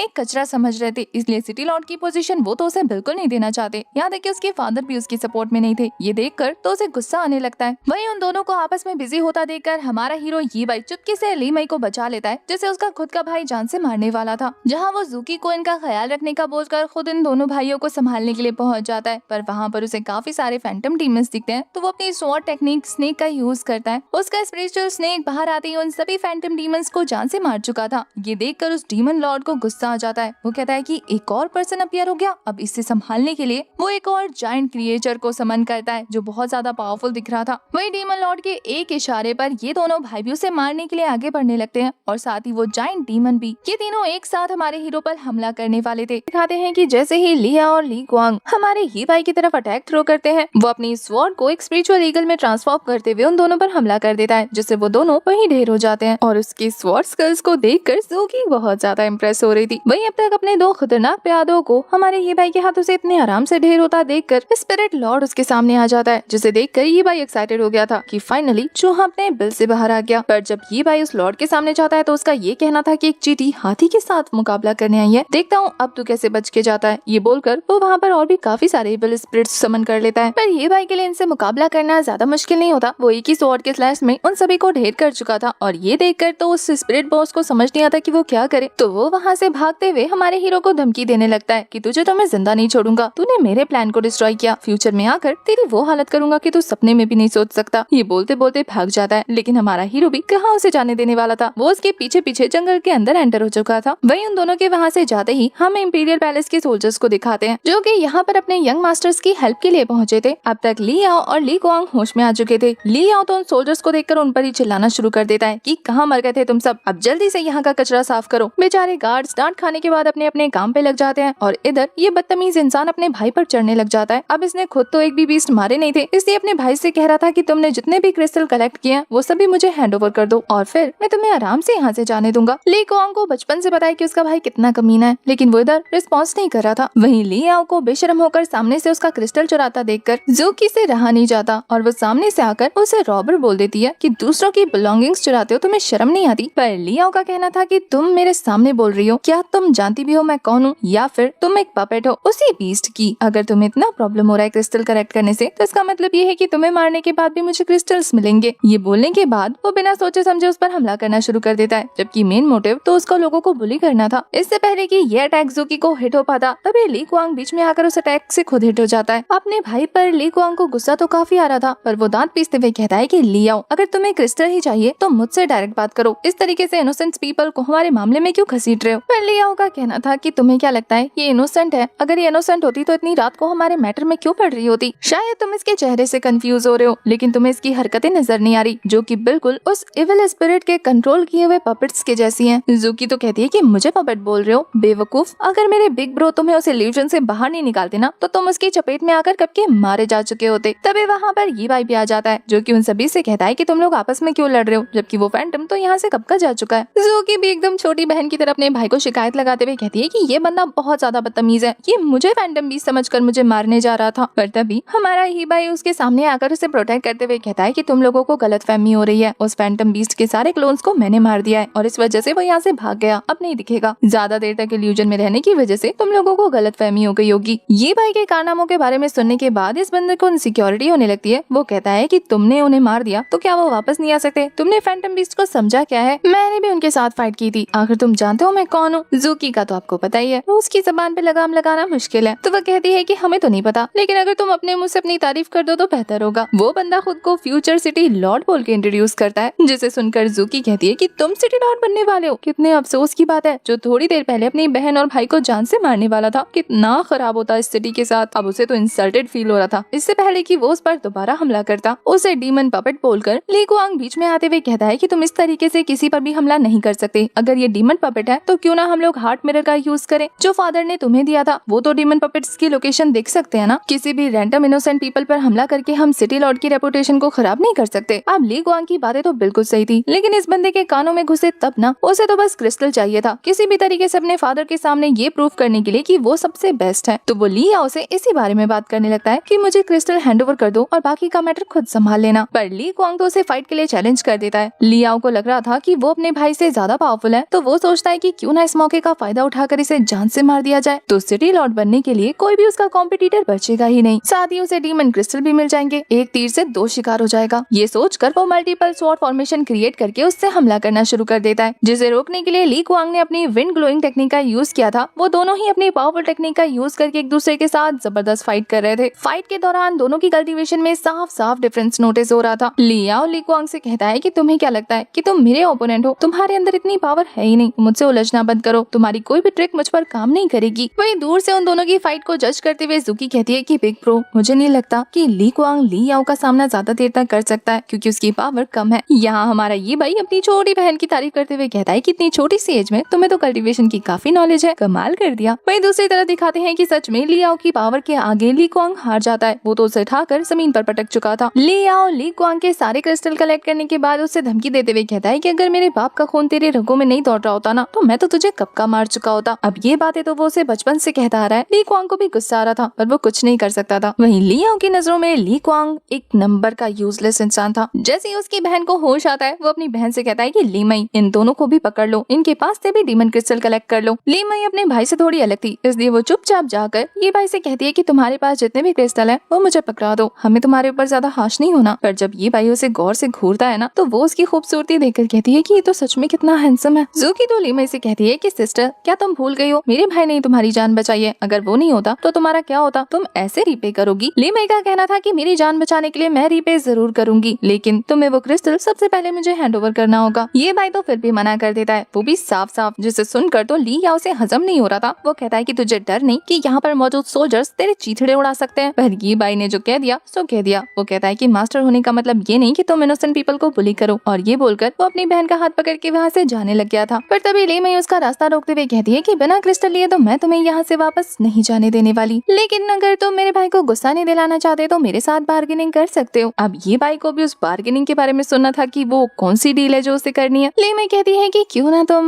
मुझसे शादी कर लो, क्योंकि तुम बहुत ज्यादा हैंडसम हो। अब एक लड़की की तरफ से डायरेक्ट प्रपोजल मिलने की वजह से ये भाई का मुंह तो खुला का खुला रह गया था। वो कहता है कि कितनी डायरेक्ट हो तुम, ऐसे मुंह पे थोड़ी ना शादी का प्रपोजल देते हैं। और वो कहती है कि क्यों नहीं, तुम इतने हैंडसम हो, ब्रेव हो, और तुम्हारे अंदर तो कॉन्फिडेंट कूट कूट के भरा है। किसी भी लड़की को मौका मिलेगा तो वो तुम्हारी वाइफ बनना चाहेगी, तो मैं क्यों नहीं। वो तो वही खड़े खड़े हमारे हीरो को सीड्यूस करना शुरू कर चुकी थी। पर उससे बचने के लिए ये भाई खुद को पीछे हटाते हुए कहता है कि सॉरी मिस, बदकिस्मती से तुम मेरे टाइप की नहीं हो, मुंह पे रिजेक्ट कर दिया। वहीं इधर ली याओ को समझ नहीं आ रहा था कि आखिर उसकी बहन इन लोगों से बात क्या कर रही है। इतना टाइम थोड़ी ना लगता है क्रिस्टल कलेक्ट करने में। उसका तो सबर जवाब दे चुका था।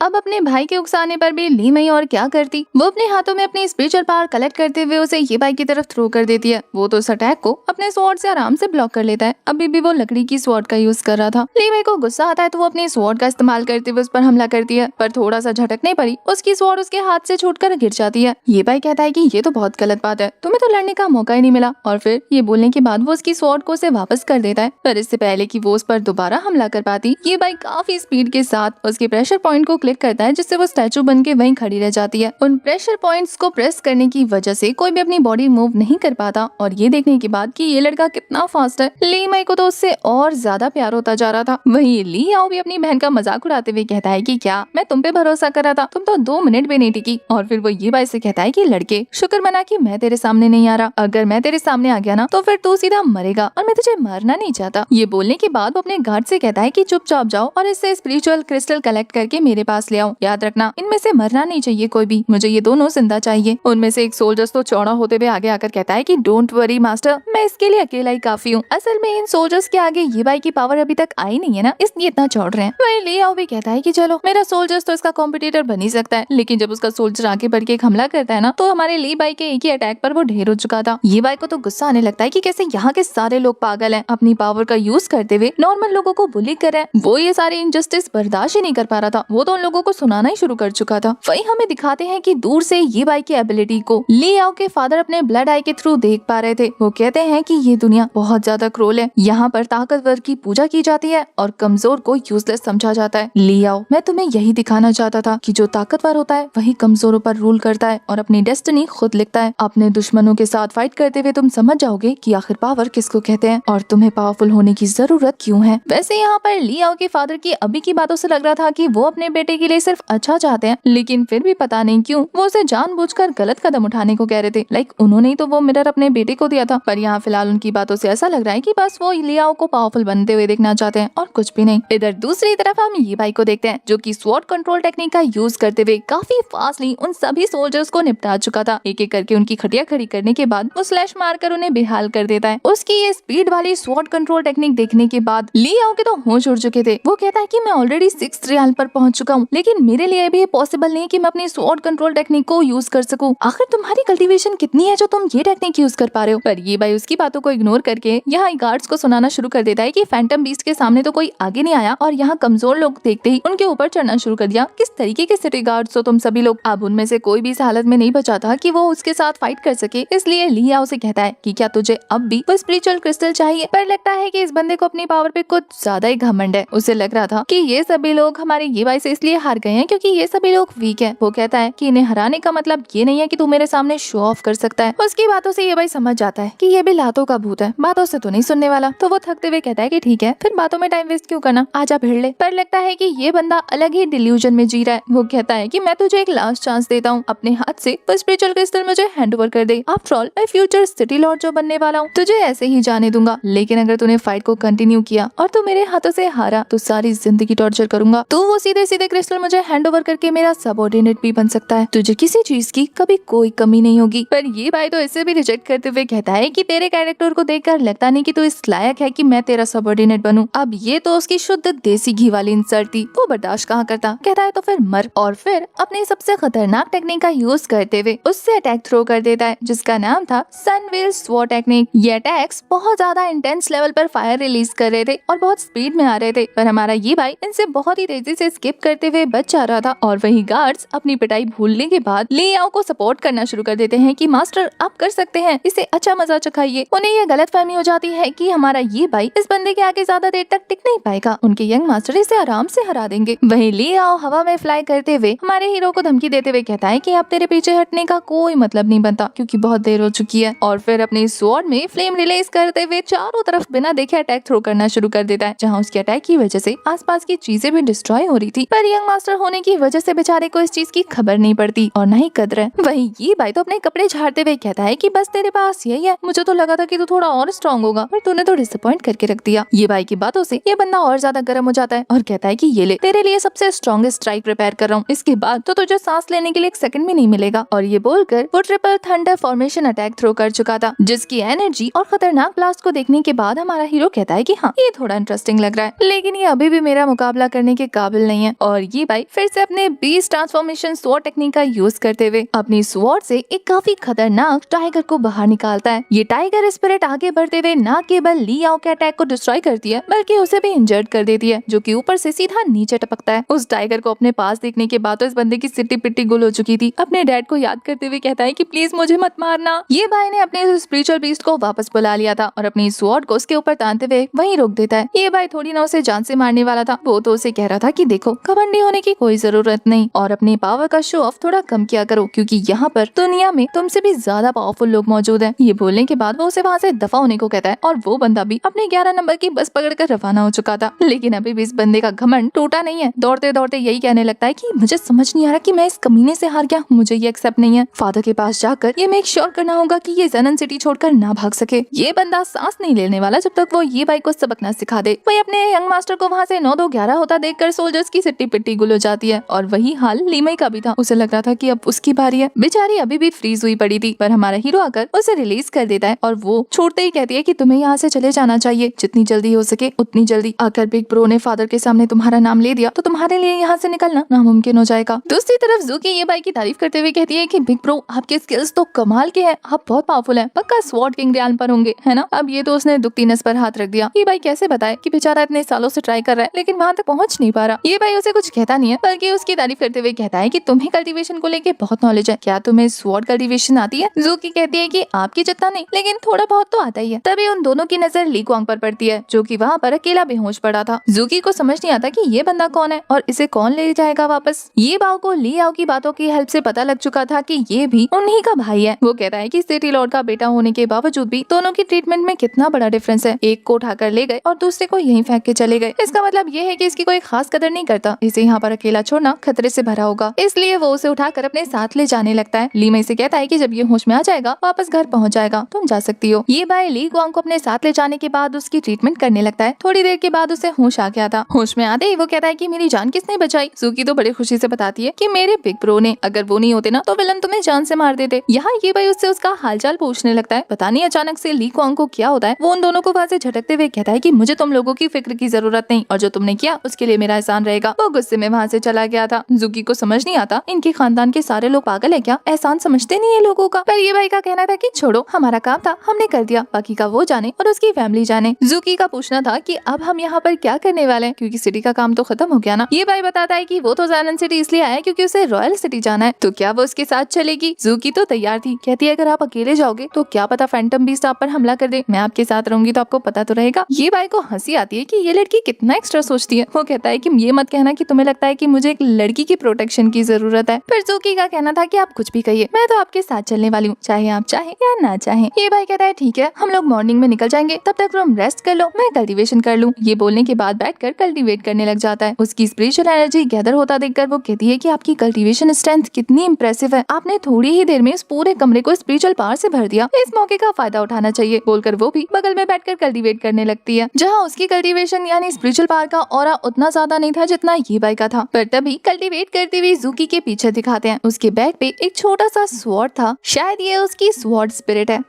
नेक्स्ट सीन में हमें देखने को मिलता है कि ली आओ अपने फादर के आगे जाकर शिकायत लगाने लगता है कि ली क्वांग ने उसका सारा क्रेडिट छीनने की कोशिश की है। फैंटम डीमन को ली आओ ने अपनी पावर का यूज करके मारा, पर वहीं दूसरी तरफ ली क्वांग अपने साथ कुछ गुंडे लेकर आया था। वो यहाँ पर हमारे हीरो को गुंडा कंसीडर कर रहा है और उसकी हेल्प से उसने मुझे बुली किया और मेरे सारे क्रिस्टल छीन कर लेकर चला गया। अपने फादर के आगे रोते रोते वो तो अपने लिए जस्टिस मांग रहा था। वे उसके फादर उसकी झूठी कहानी पर यकीन करते हुए कहते हैं कि अगर ली क्वांग ने तुम्हारे साथ ऐसा किया है तो मैं कुछ नहीं कर सकता, क्योंकि मैंने रूल बनाया था कि जिसके पास ज्यादा क्रिस्टल होंगे वही सिटी लॉर्ड बनेगा। पर अगर तुम कह रहे हो कि फैंटम डीमन को तुमने हराया है तो सिटी लॉर्ड तुम्हें बना दिया जाएगा। और रहा सवाल ली क्वांग का, तो तुमने मुझे डिसअपॉइंट किया जो तुम उसके हाथों से हार गए और अपने क्रिस्टल गवा दिए। तुम्हें अपनी पावर पर और ज्यादा काम करना चाहिए था। एक राजा बनने के लिए तुम्हें सबसे ताकतवर बनना होगा, ताकि अगर सारी प्रजा भी तुम्हारे खिलाफ हो जाए तो भी तुम्हें हराना पाए। बेसिकली यहाँ उसके फादर का कहना था कि अगर तुम स्ट्रॉन्ग होते तो ली क्वांग तुम्हें नहीं हरा पाता। दूसरी तरफ ये बाई और जूकी को दिखाते हैं जो कि कल्टीवेट करते करते पूरी रात गुजार चुके थे और दोनों की ही कल्टीवेशन इम्प्रूव हो चुकी थी। जूकी कहती है अपनी कल्टीवेशन खत्म करने के बाद कि सिर्फ बिग ब्रो की वजह से मेरी कल्टीवेशन इतनी तेजी से बूस्ट हो गई, वरना तो मुझे 1 महीना लग जाता। ये भाई अपनी कल्टीवेशन खत्म करने के बाद जूकी से कहता है कि चलो छोटी बहन, खाना खत्म करने के बाद अपना रिवॉर्ड कलेक्ट करने चलते हैं। अरे बाउंटी अनाउंस किया था ना सिटी लॉर्ड ने कि जो भी फैंटम डीमन को मारेगा, जितने डीमन को मारेगा ना बड़ा प्राइज मिलेगा। तो ये भाई के पास तो काफी सारे क्रिस्टल थे। वो सोचता है कि चल के सिटी लॉर्ड के पास जाकर अपना रिवॉर्ड कलेक्ट किया जाए। जूकी भी उसके साथ जाना चाहती थी तो वो मना नहीं करता, उसे अपने साथ ले जाने लगता है। जैसे ही वो सिटी लॉर्ड के मेंशन के बाहर पहुंचता है, गार्ड्स उसे वहीं रोक लेते हैं। पर हमारा हीरो कहता है कि वो तो रिवॉर्ड कलेक्ट करने आया है। इससे पहले कि उसे अंदर एंट्री मिलती तभी वहाँ पर ली क्वांग भी हाजिर हो चुका था, जो आते ही ये भाई को वहाँ से जाने को कहता है कि तुम अभी तक निकले नहीं इस सिटी से। ये भाई का कहना था कि निकलना क्यों है, मैं तो अपना रिवॉर्ड कलेक्ट करने आया हूँ। अगर तुम लोगों ने तो बाउंटी अनाउंस की थी। पर ली क्वांग का कहना था कि तुम्हें फिलहाल रिवॉर्ड की नहीं अपनी जान की परवाह करनी चाहिए, इसलिए जितनी जल्दी हो सके निकल जाओ यहाँ से, वरना तुम्हें यहाँ से निकलने का मौका नहीं मिलेगा। ली क्वांग काफी ज्यादा पैनिक कर रहा था, पर ये भाई अभी भी रिलैक्स है। तभी देखते ही देखते वहाँ पर ली आओ की एंट्री हो जाती है, जो कि ली क्वांग को साइड में हटाते हुए कहता है कि तुमसे तो मैं बाद में निपटूंगा, फिलहाल मैं अपने मेन दुश्मन को तो देख लूं। उसे लग रहा था कि ये भाई उससे डरकर यहाँ पर आया। कहता है कि मैं तुम्हें ढूंढने जाने वाला था, पर देखो डर के मारे तुम मेरे घर के सामने खुद ही आ गए। मेरी रेपुटेशन के बारे में बाद में पता चला होगा और सुनकर डर गए होंगे, है ना। ये भाई उसकी बातों को इग्नोर करते हुए कहता है कि क्या डर, मैं तो यहाँ पर रिवॉर्ड लेने आया था। और वो उसे भी पूरी कहानी बताता है। पर ये बंदा अभी भी शो ऑफ करना बंद नहीं कर रहा था। कहता है कि कल रात को मैंने तुझे क्या कहा, तेरे दिमाग से निकल गया क्या? मैंने बताया था ना कि फ्यूचर का सिटी लॉर्ड मैं हूँ और मुझसे पंगा लेकर तूने अच्छा नहीं किया। बेटे तूने शेर के मुंह में हाथ डाला है, इतनी आसानी से तो बचने वाला नहीं है तू। अब तुझे रिवॉर्ड नहीं पनिशमेंट मिलेगी, और ऐसी पनिशमेंट जिससे तू बच के नहीं जा सकता। और फिर वो अपने सभी गार्ड्स को कहता है कि पकड़ लो इसे। सारे गार्ड्स तैयार हो चुके थे। ये भाई उन्हें वहीं रुकने को कहता है। ये सुनकर लियाओ भी लाइक, क्या हुआ बच्चा, डर गया क्या? माफी मांगनी है मांग ले, आज मैं बड़ा रहम दिल बना बैठा हूँ। अगर तेरी माफी अच्छी लगी तो मैं तेरी जिंदगी बख्श दूंगा। पर ये भाई कहता है कि देख, मैं अपने यहाँ पर काम से आया हूँ। अगर तू मेरे और सिटी लॉर्ड के बीच में आएगा और अपने काम से काम नहीं रखेगा तो फिर आगे तू बहुत पछताने वाला है। मुझे कोई पंगा नहीं चाहिए, सीधे सीधा मुझे मेरा रिवॉर्ड लेने दो। पर लियाओ कहता है कि देखो, अब तुम्हारे सारे सपने ना चूर चूर होने वाले हैं, क्योंकि एक ऐसा बंदा जिसने की फैंटम बीस्ट को मारे हुए क्रिस्टल मुझसे चुरा लिए, उस जैसा चोर अगर सिटी लॉर्ड के सामने जाकर खुद से रिवॉर्ड मांगेगा तो थोड़ी ना रिवॉर्ड मिलेगा। इस जेनन सिटी में मेरे रूल्स चलते हैं और जो नहीं मानता उसके लिए मुश्किलें खड़ी हो जाती हैं। और अब सारी सिटी तेरी जान की दुश्मन बनी बैठी है। ज़ूकी को सारी कहानी समझ आ चुकी थी और ये भाई को भी। ज़ूकी कहती है कि ब्रो, लगता है इसने तुम्हें फंसा दिया और डर्टी ट्रिक्स चल रहा है, हमें यहाँ से निकलना चाहिए। ले आओ तो उसकी बातों से खुश हो जाता है कि अरे लड़की, तुम तो बहुत ज्यादा समझदार हो, मुझे पसंद आया तुम्हारा समझदार होना। क्यों ना मैं तुम्हें अपनी कॉन्क्यूबाइन बना लूं, वैसे भी दिखती भी काफी खूबसूरत हो। ये बोलकर वो जैसे ही छूने जा रहा था, ये भाई उसका हाथ पकड़कर मरोड़ देता है, ये कहते हुए कि अगर दोबारा अपने हाथ को काबू में नहीं रखा ना तो अलग कर दूंगा बॉडी से। पर ये बंदा तो अभी भी नहीं रुकता। कहता है बच्चियों या बड़ी हो, मुझे तो बस तुम्हारी बहन चाहिए। इससे पहले कि इस बार ये भाई कुछ करता, ज़ूकी कहती है कि ब्रो मुझे संभालने दो, लगता है इसके अंदर कुछ ज्यादा ही गर्मी चढ़ गई है, उतारनी पड़ेगी। और फिर इतनी जोर से उसका घंटा बजाती है ना, बेचारा रोना शुरू कर देता है और फिर तड़पते हुए अपने गार्ड्स को ऑर्डर देता है कि इनके टुकड़े टुकड़े कर दो। इससे पहले कि गार्ड्स आगे बढ़ते, ली कुआंग उन्हें रोकते हुए इन्हें भागने को कह रहा था। ये भाई ली कुआंग को पहले तो उसकी हेल्प करने के लिए थैंक यू बोलता है और फिर कहता है कि मेरा मैटर मैं खुद संभाल लूंगा, तुम्हें बीच में आने की जरूरत नहीं, और मैं यहाँ आया हूँ तो इतनी आसानी से मुंह छुपाकर तो नहीं जाने वाला, क्योंकि मैंने कोई गलती नहीं की है। वही गार्ड्स भी उसके ऊपर ये बोलकर चढ़ने लगते हैं कि तुम्हारी हिम्मत कैसे हुई हमारे यंग मास्टर को परेशान करने की। और वहीं वो बंदा तड़पते हुए कह रहा था कि छोड़ना मत, अपनी पूरी जान लगाकर लड़ना, ये बहुत ताकतवर है। एक एक करके सारे गार्ड्स हमारे हीरो ये भाई को घेर लेते हैं। ज़ूकी उन्हें देखने के बाद कहती है कि बिग ब्रो, क्या मैं इनके साथ थोड़ी देर खेल सकती हूँ? वो अलाउ करता है तो ये अपनी पावर रिलीज करती है और क्रिस्टल अटैक थ्रो करना शुरू कर देती है, जिससे वो गार्ड्स थोड़ी देर के लिए तड़पने लग गए थे। ज़ूकी ने अपनी पावर की हेल्प से एक ही बार में उन सभी के हाथ को इंजर्ड कर दिया था, जिससे वो अपने हाथ संभाल नहीं पाते। वो दोबारा अपनी स्पिरिचुअल पावर रिलीज करते हुए गोल गोल लट्टू की तरह घूमकर इन पर हमला करती जा रही थी। ऐसा लग रहा था जैसे कि वो बंदूक हो और ये सभी लोग उसका शिकार। घूम घूम कर ही उनकी खटिया खड़ी कर देती है। उसकी एबिलिटी तो ये भाई को भी इम्प्रेसिव लग रही थी। अभी तक ये भाई को पता नहीं था कि ये लड़की कितनी पावरफुल है, इसलिए उसकी एबिलिटी देखने के बाद कहता है कि ये तो छुपी रुस्तम निकली। लियाओ को यकीन नहीं होता कि एक बार फिर से उसके गार्ड्स ढेर हो चुके हैं। और वहीं ज़ूकी मैडम इन सभी गार्ड्स को ढेर करने के बाद स्वैग से खड़ी हो जाती है। वहीं उसका अपीयरेंस देखने के बाद ली कुआंग भी लाइक कि ये लड़की देखने से 14 साल की लगती है, लेकिन फिर भी 5th रैंक की स्वॉर्ड मास्टर बन चुकी है, इतनी कम एज में इतनी पावरफुल। ज़ूकी अपने ही ध्यान में मग्न थी, उन गार्ड्स को बुरा भला बोल रही थी कि तभी पीछे से एक खतरनाक पाम स्ट्राइक उसके ऊपर थ्रो हो चुका था। ये अटैक काफी ज्यादा पावरफुल था, जिसके लिए ज़ूकी का अकेले संभालना मुश्किल था। तभी हमारे हीरो की एंट्री होती है, जो कि उसे बचा लेता है। न केवल वो उसके अटैक को रोकता है, बल्कि उसकी तरफ एक और पाम स्ट्राइक थ्रो भी कर देता है, जिससे वो बंदा हिट होकर नीचे गिर चुका था। ये एक एल्डर थे जो कि हमारे ये भाई के अटैक से घायल हो जाते हैं, और ये भाई उन्हें भी डांटते हुए कहता है कि एक एल्डर होकर एक छोटी बच्ची पर स्नीक अटैक करते हो, शर्म नहीं आती?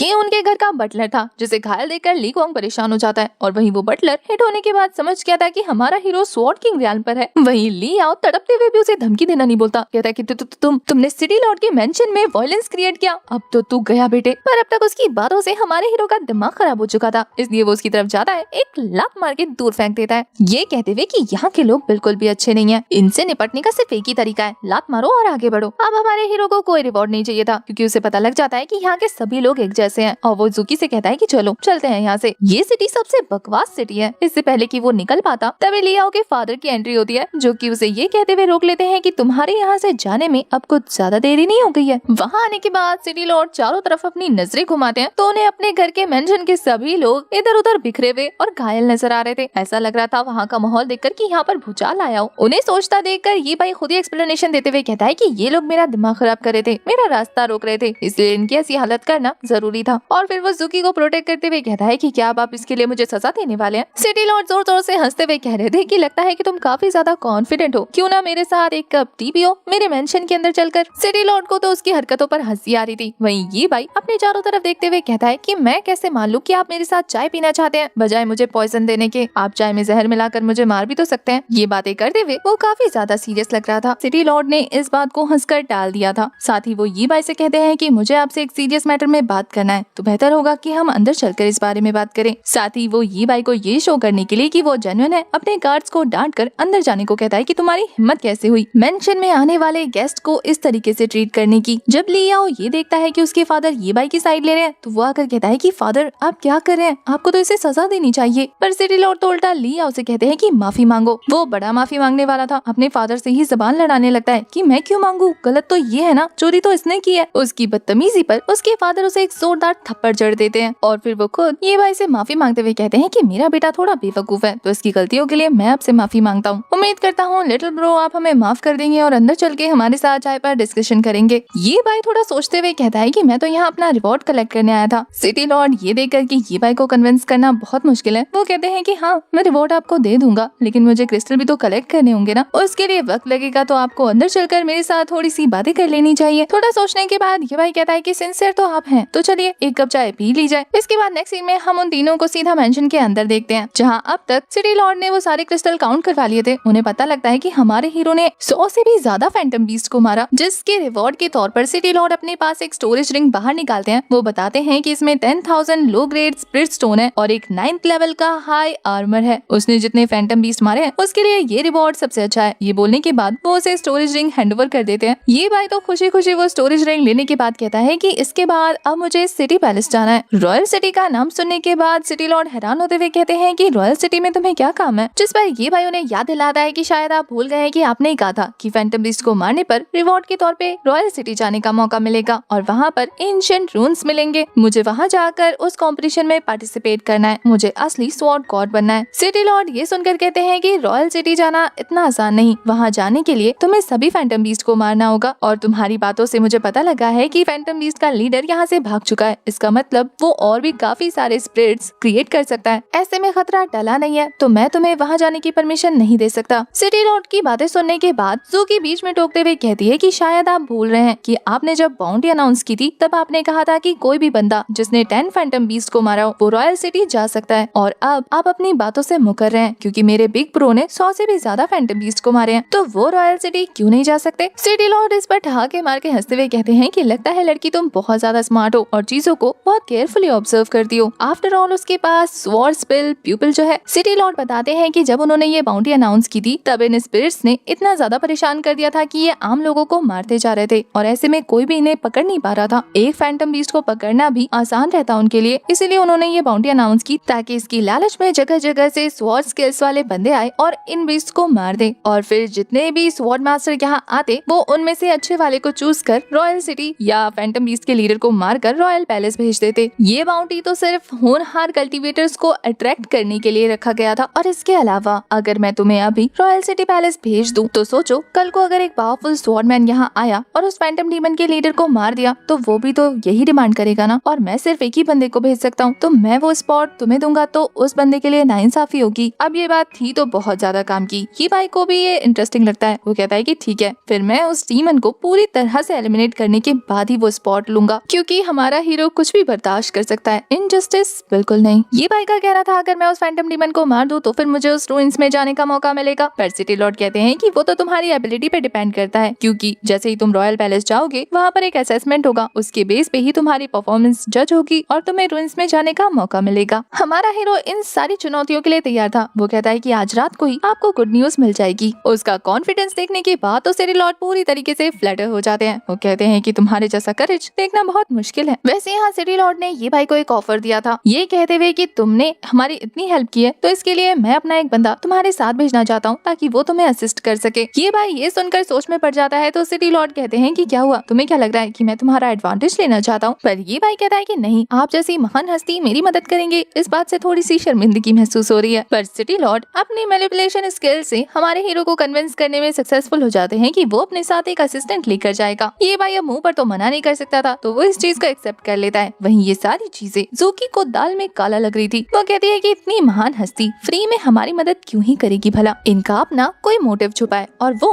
मैं ढूंढ के रहूंगी। ये लोग उस डीमन को पकड़ने के लिए रात को निकलने वाले थे, तो तब तक रेस्ट करने के लिए सिटी लॉर्ड ने मेंशन में एक कमरा प्रोवाइड करते हैं, जहाँ पहुँचने के बाद ज़ूकी अपना शक ये भाई के सामने जाहिर करते हुए कहती है कि बिग ब्रो, आपको नहीं लगता कि ये सिटी लॉर्ड हमारे पीछे प्लानिंग प्लॉटिंग कर रहे हैं, क्या पता उन्होंने हमारे लिए यहाँ पर कोई ट्रैप बिछा के रखा हो। ये बाई को ऐसा नहीं लगता। इंस्टेड वो जूकी से पूछता है कि तुम्हें इतना शक क्यों हो रहा है। जूकी कहती है कि उनके इतना ज्यादा नरम दिल बनने के पीछे मुझे तो कुछ टेढ़ी खीर नजर आ रही है। जरा आप ही सोचो, इस फैमिली में एक भी बंदा ऐसा नहीं है जिसपे भरोसा किया जा सके। एक नंबर के सपोले हैं और ऐसे में इन्हें सिखाने वाले इनके फादर हैं। आप यकीन करेंगे कि वो अच्छे दिल के मालिक हैं। मेरे ग्रैंडपा हमेशा कहते हैं जितनी ज्यादा मजबूत जड़ें होती हैं उतना ही स्ट्रॉन्ग पेड़ होता है, और अगर पेड़ कमजोर हो तो इसका मतलब जड़ें भी कमजोर हैं। वो सभी लोग अपने फादर से ही सीखते होंगे। अगर वो इतने ही अच्छे होते तो ये लोग अच्छे नहीं होते। जूकी अपने बात पर अड़ी हुई थी। वहीं ये भाई कह रहा है कि मुझे नहीं लगता कि ली क्वांग इन जैसा है, वो काफी अलग है। ना तो वो अपनी पावर का शो ऑफ करता है, ना ही दूसरों को बुली। और इसके अलावा रहा सवाल सिटी लॉर्ड का, तो उनसे बाद में निपट लेंगे। देखते ही देखते रात हो जाती है और सिटी लॉर्ड अपने साथ अपने तीनों बच्चों को लेकर आते हैं। सबसे पहले तो वो लियाओ से माफी मंगवा रहे थे, जो कि जूकी के साथ बदतमीजी करने के लिए दोनों से माफी मांगता है। ये भाई ने उसे कब का माफ कर दिया था। फिलहाल उन्हें देरी हो रही थी तो वो निकल जाते हैं। रास्ते में फैंटम डीमंस का पता लगाने के लिए लियाओ अपने पास मौजूद हार्ट मिरर का यूज करता है। फैंटम डीमन की लोकेशन मिलने के बाद वो फिर से शो ऑफ करते हुए कह रहा था कि देखा मैंने ढूंढ लिया, वो वहाँ है। जूकी उस पर चढ़ते हुए कहती है कि इतने बड़े राजकुमार होकर भी इतनी सी अकल नहीं है, अगर इस तरीके से चिल्लाओगे तो वो भाग जाएंगे ना। और फिर वो सभी लोग शांति से मुंह बंद करके उन फैंटम बीस्ट की तरफ आगे बढ़ने लग जाते हैं। दूसरी तरफ फैंटम लॉर्ड को दिखाते हैं, जो अपने बचे हुए तो पपेट से कहता है कि क्या तुम लोगों ने उनके लिए प्रिपरेशन कर ली, जैसे कि उसे पहले से पता हो कि ये लोग उसे मारने के लिए आने वाले हैं। उसके दोनों पपेट्स अपनी अपनी की गई तैयारियों के बारे में हाँक रहे थे। एक ने कहा था कि उसने 100 स्वॉर्ड फॉर्मेशन बनाई है, दूसरे ने कहा है कि उसने चारों तरफ एक स्पिरिचुअल अरेग सेट कर दिया है। जैसे ही वो लोग यहाँ अंदर आएंगे वो लोग इसमें ट्रैप हो जाएंगे, उनके बचने का कोई रास्ता नहीं है। पर तभी आपस में बात करते हुए उन लोगों को एहसास हो जाता है कि ये भाई और उसकी टीम उन तक पहुंच चुकी है। अपनी लोकेशन उनके सामने रिवील होता देखकर वो लोग समझ जाते हैं कि ये लोग मैजिक मिरर का यूज करके उन तक पहुंचे हैं। अब मैजिक मिरर ने तो उनके सारे फॉर्मेशन को भी डिटेक्ट कर लिया होगा और उन्हें डिस्ट्रॉय भी कर दिया होगा। ये सोचकर तो इनके पसीने छूटने लगे थे कि अब ये इन्हें कैसे रोकेंगे। पर फैंटम लॉर्ड का कहना था कि फिक्र मत करो, इनके लिए मैंने भी कुछ प्रिपेयर करके रखा है, आने दो इन्हें। दूसरी तरफ जैसे ही ये भाई उस डीमन के पेंशन के अंदर जाने वाला था, जूकी कहती है कि बिग ब्रो अगर अंदर ट्रैप हुआ तो वो तो उसे संभालते हुए कहता है कि ठीक है फिर तुम पीछे ही रुको, और अगर हम में से किसी को मुसीबत में देखो तो हेल्प करने के लिए आ जाना, ओके। जूकी को अपने बिग ब्रो की बहुत ज्यादा फिक्र हो रही थी। ये भाई ली क्वांग समेत पूरी टीम को उठाकर अंदर की तरफ एंटर हो जाता है। वहीं पीछे से जूकी उन्हें रोकने की कोशिश करने लगती है, पर फिर बाहर रुकने की बजाय वो भी मेंशन के अंदर चली गई थी।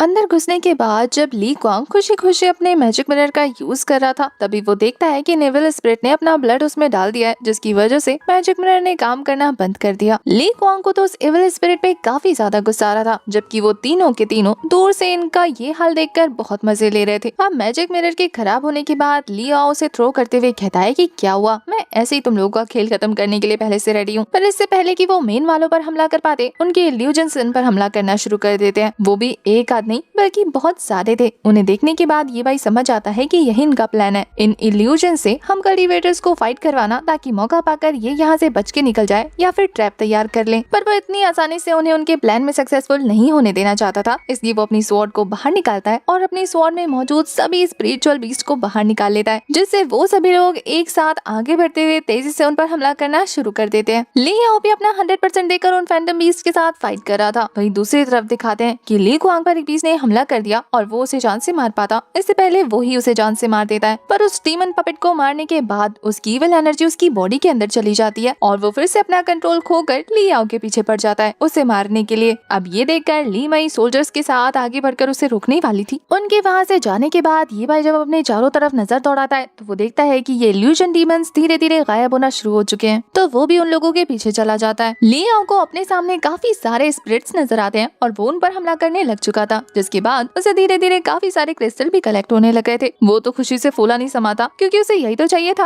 वहीं ली क्वांग भी स्पिरिट से घिरने के बाद उनके साथ ही फाइट करने लग गया था, जहां वो भी धीरे धीरे क्रिस्टल ही कलेक्ट करने में बिजी हो जाता है। ये सारा नजारा जब वो डीमन अपनी आंखों से देख रहा था तो उसे काफी सेटिस्फेक्शन मिल रही थी, ये सोचते हुए कि ये ह्यूमन अपने ही लालच में खुद के हाथों से ही मरने वाले हैं, क्योंकि ये जितनी देर तक इल्यूजन में रहेंगे उतना इनका नुकसान है। और अगर इन्होंने इस इल्यूजन को इग्नोर करने की कोशिश की तो कब पीछे से असली वाले पावर्स जाकर उन पर हमला करके उन्हें जान से मार देंगे। मतलब उन्होंने दोनों तरफ से ही इन लोगों को फंसा दिया था और ये चीज ये भाई को कब की पता लग चुकी थी। इधर दूसरी तरफ ली माई पर एक शैडो मॉन्स्टर हमला करने वाला था कि हमारा ये भाई जाकर उसे मार डालता है। इस इल्यूजन डीमन की हेल्प से वो काफी बुरी तरीके से डर चुकी थी, पर हमारे ये भाई के समझाने पर उससे फिर से उससे प्यार हो जाता है और काफी खुश भी हो जाती है कि ये भाई ने उसकी जान बचाई। ये भाई उस इल्यूजन से बाहर आ चुका था, इसलिए उसे साफ साफ वो असली वाला फैंटम डीमन नजर आ जाता है। उस डीमन लॉर्ड को देखने के बाद वो समझ गया था कि उसे इन सब में फंस कर नहीं रहना, जल्द से जल्द इन असली वालों तक पहुंचने का रास्ता ढूंढना होगा। अब ये भाई को खुद की तरफ देखता देखकर वो फैंटम लॉर्ड समझ जाता है कि ये भाई इल्यूजन से बाहर आ चुका है, तो वो दोनों पपेट से कहता है कि जल्दी से वो फॉर्मेशन ओपन करो जो हमने इसके लिए क्रिएट किया था। वो दोनों भी अपने लॉर्ड की बात सुनते हुए फटाफट से उस फॉर्मेशन को एक्टिवेट कर देते हैं, जो कि चारों तरफ से एक बैरियर के फॉर्म में हमारे हीरो को घेर लेता है। उस फॉर्मेशन के एक्टिवेट होते ही हमारा ये भाई एक ड्रीम में ट्रैप हो जाता है, जहाँ उसके सामने ये इल्यूजन क्रिएट हो चुका था कि यंग में अपने उस जनरल से शादी कर चुकी है और वो हमारे ये भाई के सामने आकर उसे रिजेक्ट करते हुए कहती है कि मैं डायनेस्टी की क्वीन हूँ और बचपन में हमारी जो भी शादी तय हुई थी मैं उसे नहीं मानती। मैं एक प्रिंसेस होकर एक पहाड़ में रहने वाले छोटे से गवाले के साथ क्या करूंगी, मुझे तुम्हारे साथ नहीं रहना। वहीं वो जनरल तो पहले से ही उसे पसंद नहीं करता था, तो वो भी उसे उसके सपनों में खरी खोटी सुनाया जा रहा था। अब ये शायद ये भाई का बुरा ख्वाब था, इस वजह से वो भी इस पर रिएक्ट करते हुए कहता है कि मैं जानता हूँ कि मैं नॉर्मल बैकग्राउंड से बिलोंग करता हूँ, लेकिन एक नोबल होने के नाते तुम्हें ये हक नहीं मिलता कि तुम मेरी इंसल्ट कर सको। तभी मिंगो इसके पास आकर उसे छेड़ते हुए कहती है कि अगर तुम मुझे इतना ही पसंद करते हो तो क्यों ना मैं तुम्हें अपना साइड चिक बना के रखूं। पावरफुल भी तुम काफी हो, मेरी बॉडीगार्ड के तौर पर हमेशा मेरे साथ रहना, बदले में तुम्हें मुझे डेली देखने को मिलेगा। और फिर वो जनरल के साथ लवी डवी होकर उसे भी मनाने लगती है कि है ना स्वीट हार्ट, इसे अपना बॉडीगार्ड बनाने में तुम्हें कोई एतराज है। वो तो उसे बॉडीगार्ड कम डोरमैन ज्यादा बनाना चाहता था, वो तो जितनी हमारी ये भाई की इंसल्ट कर ले उसके लिए उतना कम है। पर ये भाई अपनी स्वॉर्ड निकालते हुए कहता है कि मैं तुम्हें बिल्कुल पसंद नहीं करता और तुम्हें खुद को ह्यूमिलेट करने का मौका तो मैं बिल्कुल नहीं देने वाला, और जितनी तुमने मेरी इंसल्ट कर ली है उतना काफी है। ये बोलकर वो उन पर अटैक थ्रो करने ही वाला था कि इधर हमें रियल वर्ल्ड में दिखाते हैं असली पपेट्स उस पर हमला करने ही वाले थे कि तभी हमारे ये भाई को होश आ जाता है और वो इनके साथ फाइट करने के लिए तैयार हो जाता है। वहीं दूसरी तरफ ली क्वांग को दिखाते हैं, वो भी चारों तरफ से इन पपेट्स से घिर चुका था। उन्हें निपटा कर वो अपने भाई के पीछे पड़ जाता है, जैसे कि उसके ऊपर इविल एनर्जी हावी हो गई थी। तो अब उसे मौका मिला है तो वो लियाओ के साथ फाइट करते हुए कहता है कि मुझे स्वॉर्ड गर्ल बनने से कोई नहीं रोक सकता, तुम भी नहीं। उस इविल स्पिरिट के पोजेस करने के बाद ली क्वांग की पावर काफी तेजी से इंक्रीज हो चुकी थी, इसलिए जब लिया उसके साथ फाइट कर रहा था तो वो उसके अटैक से हिट होकर पीछे गिर जाता है। अब तक तो लिया को भी समझ आ गया था कि पक्का इसके अंदर डेविल घुस चुका है और ऊपर से ली क्वांग तो उसका सबसे बड़ा दुश्मन है। वो कहता है कि आज तो मैं तुझे जिंदा नहीं छोड़ने वाला, तुझे मारना ही पड़ेगा। वो तो ली माई से भी कहता है कि मार डालो इसे और इसके पास से जो भी मैजिक क्रिस्टल मिले वो हासिल कर लेना। पर ली माई चाहे जितनी भी बुरी क्यों न थी, वो अपने भाई ली क्वांग को नहीं मारना चाहती थी, इसलिए वो गुस्से में रोते हुए इन स्पिरिट्स पर ही हमला करने लगती है, ये कहते हुए कि मैं नहीं कर सकती, मुझसे और नहीं हो रहा। वही ये फैंटम डीमन लॉर्ड कहता है कि देखा मैंने इन लोगों को कितना बेबस कर दिया है, ये लोग नहीं जानते कि इस इल्यूजन ट्रैप में फंसने के बाद अगर तुम स्वॉर्ड किंग ही क्यों ना हो तब भी तुम कुछ नहीं कर सकते, ये इल्यूजन इतना पावरफुल है। इधर ये पपेट्स तो ये देखकर कि उसके लॉर्ड उनके काम से खुश है, वो दोनों तो कहते हैं कि मास्टर क्या अब आप इससे खुश होकर हमें 2 सोल्स दे सकते हैं, हमें उन्हें नरिश करना है, हमें खुद को और भी पावरफुल बनाना है। ये लॉर्ड तो हंसते हुए ऐसे दिखाने लगता है जैसे कि ये सारे उसके चूजन बनो। वो कहता है कि इनमें से जो भी पसंद हो वो उठा लो, तुम्हारे हुए। असल में इन पपेट्स का प्लान है कि जैसे ही हमारे ये बाई समेत ली आओ, ली क्वांग, ली मई में से कोई भी अगर मरता है तो ये लोग उनमें से एक को अपना पपेट बना सकते हैं और उसे कंट्रोल कर सकते हैं। इधर उन लोगों को फाइट में बिजी देखते हुए पीछे से जुकी की एंट्री हो गई थी, जो कि आते ही अपने बिग ब्रो को फाइट करते हुए देखकर समझ आती है कि ये लोग इस इल्यूजन अरे में कब से फंसे हुए हैं, लगता है बहुत स्ट्रॉन्ग है, अगर उसने बाहर से कुछ नहीं किया तो ये लोग ऐसे ही फंसे रह जाएंगे हमेशा हमेशा के लिए। तो वो अपने पास मौजूद एक पोटली को बाहर निकालती है और उसके अंदर मौजूद एक स्पिरिचुअल बॉल को बाहर निकाल कर कहती है कि ये मुझे ग्रैंडपा ने दिया था, ऐसा लगता है कि अब इसे इस्तेमाल करने का वक्त आ गया। इस स्पिरिचुअल बॉल को जुकी हमारे बिग ब्रो यानी ये बाई की तरफ थ्रो कर देती है। ये एक तरीके का स्पेल बैरियर था जो जैसे ही ये बाई के पास पहुंचता है उसके ऊपर से इस इल्यूजन बैरियर का असर खत्म हो चुका था और उसे साफ साफ वो डीमन फैंटम लॉर्ड दिखने लग जाता है। अब वो इतनी आसानी से अपने दुश्मन को खुद तक थोड़ी ना पहुंचने दे सकते थे, तो वो दोनों ही पपेट्स अपनी अपने वेपन को बाहर निकाल कर दोनों तरफ से ये बाई पर हमला करना शुरू कर देते हैं। पर स्पेल बैरियर के अंदर होने की वजह से ये बाई को उनका हमला साफ साफ नजर आ रहा था, तो वो उन्हें आराम से ब्लॉक कर लेता है। पर इन पपेट्स ने काफी खतरनाक अटैक प्रिपेयर कर लिया था जो बहुत ज्यादा पावरफुल लग रहा था। इसे देखने के बाद ये बाई भी लाइक फाइनली तुमने सीरियसली ले ही लिया, पर मैं इसे इतना सीरियस लेने वाला नहीं हूँ। ये बोलकर वो अपनी लकड़ी की स्वॉर्ड थ्रो कर देता है, वो भी नॉर्मल तरीके से, जो कि उस अटैक को ब्लॉक करने लग गई थी। उस अटैक को रोकने की वजह से ये भाई की वो लकड़ी की स्वॉर्ड उससे दूर झटक कर गिर जाती है और अब उसे फाइनली मेटल की स्वॉर्ड निकालनी पड़ती है, जिससे वो 2 जबरदस्त स्ट्राइक थ्रो कर देता है। फैंटम लॉर्ड तो वहाँ से हटकर खुद को बचा चुका था, पर उसके दो बेचारे पपेट्स जो कि अपनी जान बचाकर भागते हुए भी भाग नहीं पाते, क्योंकि हमारे हीरो का स्लैश काफी तेजी से उन्हें बीच में से आधा आधा करते हुए गुजर जाता है। वो दोनों देखते ही देखते वहाँ से हमेशा हमेशा के लिए फिनिश हो चुके थे। वो फैंटम डीमन लॉर्ड ये देखने के बाद अपनी जान बचाकर वहाँ से भागते हुए कह रहा था कि ये लड़का तो सच में एक स्वॉर्ड गॉड है, मुझे तो अंदाजा भी नहीं लगा। पर इस बार ये भाई उसे बच के नहीं जाने देने वाला, इसलिए वो भाग रहे फैंटम बीस्ट पर भी उसी तरीके का एक जबरदस्त स्लैश रिलीज कर चुका था। पर इससे पहले कि ये स्लैश उस पर हिट होता, वो बंदा अपने पास एक बैरियर बनाते हुए कहता है कि मैं फैंटम डीमन लॉर्ड हूँ, मुझे मारना इतना भी आसान नहीं। पर ये भाई ने जो स्वॉर्ड यूज किया है ये उसे उसके मास्टर ने दी थी। वो कहता है कि इस स्वॉर्ड से रिलीज हुआ स्लैश चाहे तुम कितने ही स्ट्रॉन्ग क्यों ना हो, इस स्लैश से हिट होने के बाद तुम जिंदा नहीं बचने वाले, चाहे तुम कोई सी भी मैजिक पावर का यूज क्यों ना कर लो। दिखाते हैं कि ये भाई की बात बिल्कुल सच थी। उसका ये स्ट्राइक उस बैरियर को तोड़ते हुए उस इविल फैंटम की बॉडी के अंदर घुस जाता है और उसकी बॉडी में से तेज इविल एनर्जी रिलीज होनी शुरू हो चुकी थी। वो तो तड़पते हुए चिल्लाना शुरू कर देता है।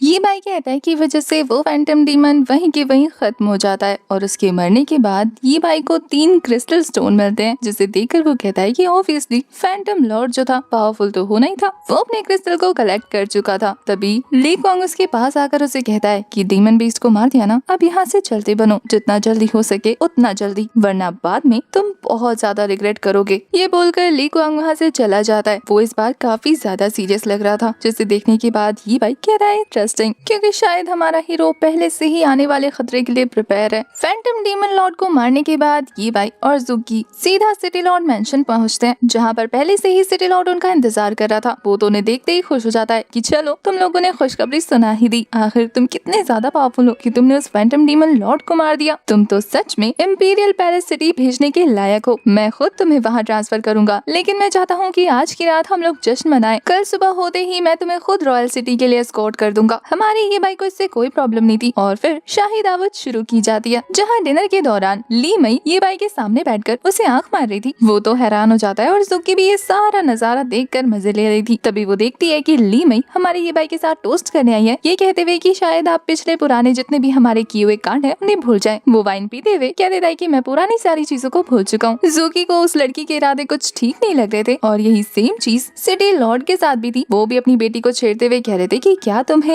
हमारे ये भाई जो कि बहुत ज्यादा पावरफुल और बहादुर है पसंद आ गए हैं क्या। अपने फादर के सवाल पर वो तो शर्माने लगती है, ये कहते हुए कि फादर अगर आप मुझसे इस तरीके का सवाल कैसे कर सकते हैं। पर उसके फादर तो हंसते हुए कह रहे थे कि इसमें शर्माने वाली क्या बात है, हम कल्टीवेटर्स के लिए जो सच है वो सच है, हम सीधा सामने रख देते हैं। अगर हम किसी को पसंद करते हैं तो बस कर देते हैं और अगर नहीं करते तो ये बात भी उसके मुंह पर बता देते हैं। और यहाँ बात ये भाई की हो रही है, जैन ये भाई सच में काबिल लड़का है, क्या तुम्हें वो पसंद है। अब हमारे ली मई की दिल की मुराद पूरी होने जा रही थी, क्योंकि उसने तो पहले ही हमारे ये भाई को प्रपोज कर दिया था। वो शर्माते हुए कहती है कि फादर मुझे तो पसंद है, लेकिन मुझे ये नहीं पता कि उनके दिल में मेरे लिए क्या है। ये लड़की अच्छे से बहती गंगा में हाथ धो सकती है। उसके फादर कहते हैं कि इसमें क्या है, हमारे सामने ये भाई बैठा है, उससे खुद ही पूछ लेते हैं। वो तो ये भाई को ऑफर देते हुए कह रहा था कि मेरी बेटी तुम्हें पसंद करती है, तो क्या तुम ज़ैनन सिटी के लॉर्ड बनना चाहोगे, मेरी बेटी से शादी करके मेरा दामाद बनकर। ये भाई ये सुनकर एक झटके से खड़ा हो जाता है और फिर सिटी लॉर्ड को मना करते हुए कहता है कि आप कैसी बातें कर रहे हैं, मैं आपकी डिसरिस्पेक्ट नहीं करना चाहता, लेकिन मैं ये शादी नहीं कर पाऊंगा। ये सुनकर तो सिटी लॉर्ड को गुस्सा आ जाता है। वो कहते हैं कि क्या तुम मेरी बेटी और मुझे खुद के लायक नहीं समझते, जो तुम सीधा सीधा हमारे मुंह पर ये प्रपोजल रिजेक्ट कर रहे हो। पर ये भाई का कहना था कि मुझे माफ कर दीजिए सिटी लॉर्ड, अगर आपको ऐसा लगा हो, मैं तो बस ये कह रहा था कि प्रिंसेस ली मई के आगे मैं कुछ भी नहीं, मैं तो एक गाँव का लड़का हूँ, नॉर्मल सा कल्टीवेटर। अगर आप उनकी शादी मुझसे कराएंगे तो मैं इस चीज के लायक नहीं। अब उसकी बातों से बेचारी ली मई का दिल टूट जाता है और वो कहती है कि रहने दीजिए फादर, अगर ये नहीं चाहते तो कोई जरूरत नहीं है इन पर फोर्स करने की। पर वहीं सिटी लॉर्ड का प्लान तो कुछ और ही था। वो टेबल पर गुस्से से हाथ मारते हुए कहते हैं कि मैं सिटी लॉर्ड किस काम का, अगर मैं अपनी बेटी की ख्वाहिश भी पूरी ना कर सका। आखिर इस लड़के की हिम्मत कैसे हुई मेरी बेटी की इंसल्ट करने की, इसने सोचा भी कैसे कि वो शादी के प्रपोजल को रिजेक्ट कर सकता है। और फिर वो अपनी सारी पावर कलेक्ट करके ये भाई की तरफ थ्रो कर देते हैं, पर वो इस हमले को डॉज कर चुका था। सिटी लॉर्ड एक बार फिर कहते हैं कि क्या तुम मेरी बेटी से शादी कर ज़ैनन सिटी के लॉर्ड बनना चाहोगे। पर ये भाई का कहना था कि आप अगर 1000 बार भी पूछे तब भी मेरा जवाब ना ही होगा। बस फिर क्या था, इस बंदे को तो बस किसी न किसी मैटर में हमारे ये भाई को फंसाना था। तो वो ये बाई के नीचे की सीट को खिसका देता है और वो सीधा नीचे गिरने लग जाता है। सिटी लॉर्ड का कहना था कि अगर तुम मेरी बेटी से शादी नहीं कर सकते तो फिर तुम्हारे जिंदा रहने का कोई हक नहीं। ये बाई ज़ूकी के साथ नीचे गिर रहा था और वो उसका हाथ पकड़ के उसे संभालने लगता है। यहाँ पर ये बाई ने कोशिश की थी कि वो वापस से ऊपर उठ जाए, पर उसके ऊपर उठने से पहले ही सिटी लॉर्ड ने एक और जबरदस्त स्ट्राइक उसकी तरफ थ्रो कर दिया था, जिससे हिट होते ही बेचारा नीचे पहुंच जाता है। और अब सिटी लॉर्ड अपनी स्पिरिचुअल पावर का गलत फायदा उठाते हुए हमारे हीरो को चेन से ट्रैप कर देते हैं ताकि वो वहाँ से बाहर ना आ पाए। वो तो हमारे हीरो को धमकी दे रहे थे कि आखिर तुम्हारी हिम्मत कैसे हुई हमारी फैमिली के साथ ऐसा करने की, तुमने सोचा भी कैसे कि मैं तुम्हें जाने दूंगा, तुम्हें रॉयल सिटी जाना है ना, तुमने ऐसा सोच भी कैसे लिया कि तुझ जैसे को मैं रॉयल सिटी भेजूंगा, वो भी सैनन सिटी के बिहाफ पर। लियाओ भी अब तक वहाँ पर आ चुका था, जिसकी बातों से ऐसा लग रहा था जैसे कि ये प्लान उसके फादर ने कब का बना के रखा हुआ है। वो तो कहता है कि फादर आप तो सच में कमाल के हैं, एक मूव और ये हमेशा हमेशा के लिए यहीं पर ढेर। अब देखा बेटे मुझसे पंगा लेने का क्या नतीजा होता है, अब पड़ा रहे यही। ज़ूकी को तो पहले से ही पता था, वो कहती है कि वही तो मैं सोचूं करेले का पेड़ भी कट पाए और अब मैंने देख भी लिया। ज़ूकी को गुस्सा करता देखकर ये बाई उसे रोकते हुए कहता है कि ज़ूकी उन पर अपनी बात खर्च करने का कोई फायदा नहीं, इससे बेहतर होगा कि हम जल्द से जल्द यहाँ से निकलने की तैयारी करें। जैसे ही हमारा ये भाई अपनी स्पिरिचुअल एनर्जी रिलीज करने की कोशिश कर रहा था तभी वो नोटिस करता है कि वो अपने की पावर को यूज नहीं कर पा रहा और फिर वो समझ जाता है कि इन लोगों ने वाइन में जहर मिलाया था। वो चिल्ला कर पूछता है। उसके कन्फ्रंट करने पर सिटी लॉर्ड जोर जोर से ठहाके मार के हंसने लगा था, ये कहते हुए कि तुम्हें अब रियलाइज हो रहा है, पर अब तो काफी देर हो चुकी है। मैंने सॉफ्ट फ्रेगनेंस पाउडर यूज किया था जिसकी वजह से अब तुम 3 दिनों तक अपनी की पावर को यूज करने के लायक नहीं बचे। अब यहीं सड़ो, तुम्हारी जिंदगी और मौत अब मेरे हाथों में है। सिटी लॉर्ड का उसे मारने का प्लान था, लेकिन कुछ दिन तड़पाने के बाद यहाँ लियाओ कहता है कि फादर अगर हम इसे मारने ही वाले हैं तो अभी क्यों नहीं, आने वाली प्रॉब्लम से बच जाएंगे। वहीं दूसरी तरफ ली मई की बातों से हमें पता चलता है कि वो अपने फादर के साथ इस इविल प्लान में शामिल नहीं थी। वो तो रिक्वेस्ट करने लगती है कि फादर इनसे स्पिरिट स्टोन लेकर इन्हें जाने देते हैं ना। वो तो रिक्वेस्ट करी थी कि फादर ये सच में ली फैमिली में शादी कर लेगा, मैं इसे बहुत प्यार करती हूँ, आप इसे जाने दीजिए, मैं मनाऊंगी इसे। वहीं लियाओ कहता है कि थर्ड सिस्टर क्या तुम पागल हो गई हो, अब भी तुम इस पर भरोसा करती हो और तुम चाहती हो कि ये तुमसे शादी करे, तुम्हें लगता नहीं अगर हम इसे बाहर निकालेंगे तुम्हें फिर से रिजेक्ट कर देगा। वहीं सिटी लॉर्ड बताते हैं कि अब इसके बिट्रे करने की हिम्मत नहीं बची क्योंकि मैंने इस पर ब्लड कर्स लगाया है। जब तक ये ब्लड कर्स यहाँ पर अवेलेबल है तब तक ये हमें धोखा देने के बारे में सोच भी नहीं सकता। यहाँ सिटी लॉर्ड ये कहते हुए चले जाते हैं ये बाई को कि सुबह तक अपना मूड बना लेना ली फैमिली में शादी करने के लिए। अगर तुमने मेरी बेटी से शादी नहीं की तो फिर कल तुम्हारा आखिरी दिन होगा, तुम्हारे पास रात तक का वक्त है, इसलिए सोच लो जो करना है। ये बोलने के बाद सिटी लॉर्ड बेसमेंट का दरवाजा बंद कर देते हैं, जिससे बेचारी ज़ूकी अंधेरे में डरने लगती है। वो तो कहती है कि बिग ब्रो हम इन इविल लोगों के बीच में फंस गए, अब हमारा क्या होगा। ये भाई उसे शांत कराते हुए कहता है कि छोटी लड़की मैं तुम्हारे साथ हूँ ना, तो फिर तुम्हें फिक्र करने की कोई जरूरत नहीं, चाहे कितने ही इविल पीपल क्यों ना हो, बस मुझ पे भरोसा रखो। अब ज़ूकी को और किसी पर भरोसा हो या ना हो, ये भाई पर अंधा भरोसा था। वो कहती है कि हाँ आपने सही कहा, हमारे साथ अच्छा ही होगा और अगर ये हमारे साथ कुछ बुरा करना चाहेंगे ना तो बुरे लोगों के साथ बुरा ही होगा, देख लेना। काफी रात हो चुकी थी, हमें ली कुआंग को दिखाते हैं जो अपनी नजर बचाते हुए हॉल के अंदर एंटर होना चाहता था, पर तभी वो देखता है कि इस डोर का मैकेनिज्म उसकी समझ से बाहर है। वो उसे खोलने की कोशिश करता, उससे पहले उसका भाई चिल्लाते हुए उसके पीछे पीछे वहाँ पहुँच जाता है कि ली कुआंग तुम्हारी हिम्मत कैसी हुई चोरी छुपे रात के अंधेरे में यहाँ हमारे दुश्मनों को आजाद करने की, तुम्हें क्या लगा कि तुम फादर के खिलाफ जाओगे और किसी को कुछ भी पता नहीं चलेगा। बेचारे ली कुआंग को बचने का मौका नहीं मिलता और यहाँ उसके फादर भी देखते ही देखते वहाँ हाजिर हो जाते हैं। ऐसा लग रहा था जैसे कि इन्हें पहले से पता हो कि ली कुआंग ये भाई की हेल्प करेगा। उसके फादर कहते हैं कि मुझे तुमसे ये उम्मीद नहीं थी, और जब ली कुआंग अपने फादर के पास आता है उन्हें समझाने के लिए तो उसके फादर उल्टा उसके गाल पर एक जोरदार पर्दे मारते हैं। इतने सालों से अपने फादर और अपने भाई के हाथों से जलील होते होते ली कुआंग का सब्र जवाब दे चुका था। वो कहता है कि आप लोग मुझे इस तरीके से ह्यूमिलेट क्यों करते हैं, इससे बेहतर नहीं है कि आप मुझे एक बार में मार दे, आप लोगों को भी शांति मिल जाएगी और मुझे भी इस फालतू जिंदगी से छुटकारा। उसके फादर कहते हैं कि काश तेरी रगों में मेरा खून ना दौड़ रहा होता तो मैं तेरी ये मुराद कब की पूरी कर देता। तू अगर जिंदा है तो वो सिर्फ मेरे खून की वजह से। अपने फादर को भी खुद से इतनी नफरत करता देखकर ली कुआंग टूट चुका था। वो कहता है कि मुझे परवाह नहीं, आप मुझे ऐसे ही मार दो। पर तभी फटाक से लियाओ का जवाब फूट पड़ता है। वो कहता है कि अगर तुझे इतनी नफरत है खुद से तो क्यों ना तू खुद से खुद को ही खत्म कर ले, तुझे मारकर फादर अपने हाथ गंदे क्यों करे। अब लियाओ ने बहुत बदतमीजी की थी, उसके फादर भी उसे घूर कर देखने लग जाते हैं और फिर वो ली कुआंग से कहते हैं कि कल सुबह अपना सामान पैक कर लेना, तुम सिटी से बाहर जाकर कल्टीवेट करोगे और अगले 10 सालों तक सिटी वापस नहीं आओगे। ली कुआंग को ना चाहते हुए भी अपने फादर की बात माननी थी, वरना तो वो उसे फिर से जेल में बंद करवा देते। तो पहले भी उसके साथ बहुत बार ऐसा कर चुके हैं। तभी अंदर से ये सारी आवाजें ये भाई और ज़ूकी भी सुन चुके थे। ली कुआंग के साथ हो रही ज्यादती को सुनने के बाद वो दोनों उसका मजाक उड़ाने लगते हैं, ये कहकर कि कैसा बाप है, अपने दोनों बेटों के साथ कितना भेदभाव कर रहा है, एक किंग होकर इस तरीके की नाइंसाफी करना। मुझे तो शक है कि क्या इसे पता भी है कि किंग का मतलब मतलब क्या होता है। वो दोनों काफी सुना सुना कर ये बातें कर रहे थे, जिससे सिटी लॉर्ड का खून खौलना शुरू हो चुका था। ऐसा लग रहा था जैसे कि वो अंदर जाकर अभी के अभी ये बाई को जान से मार देगा। उसके गुस्से के साथ हमारा ये वाला एपिसोड भी हो जाता है खत्म। आपको ये वाली सीरीज कैसी लग रही है कमेंट करके जरूर बताना, और तब तक के लिए bye bye, tata, take care.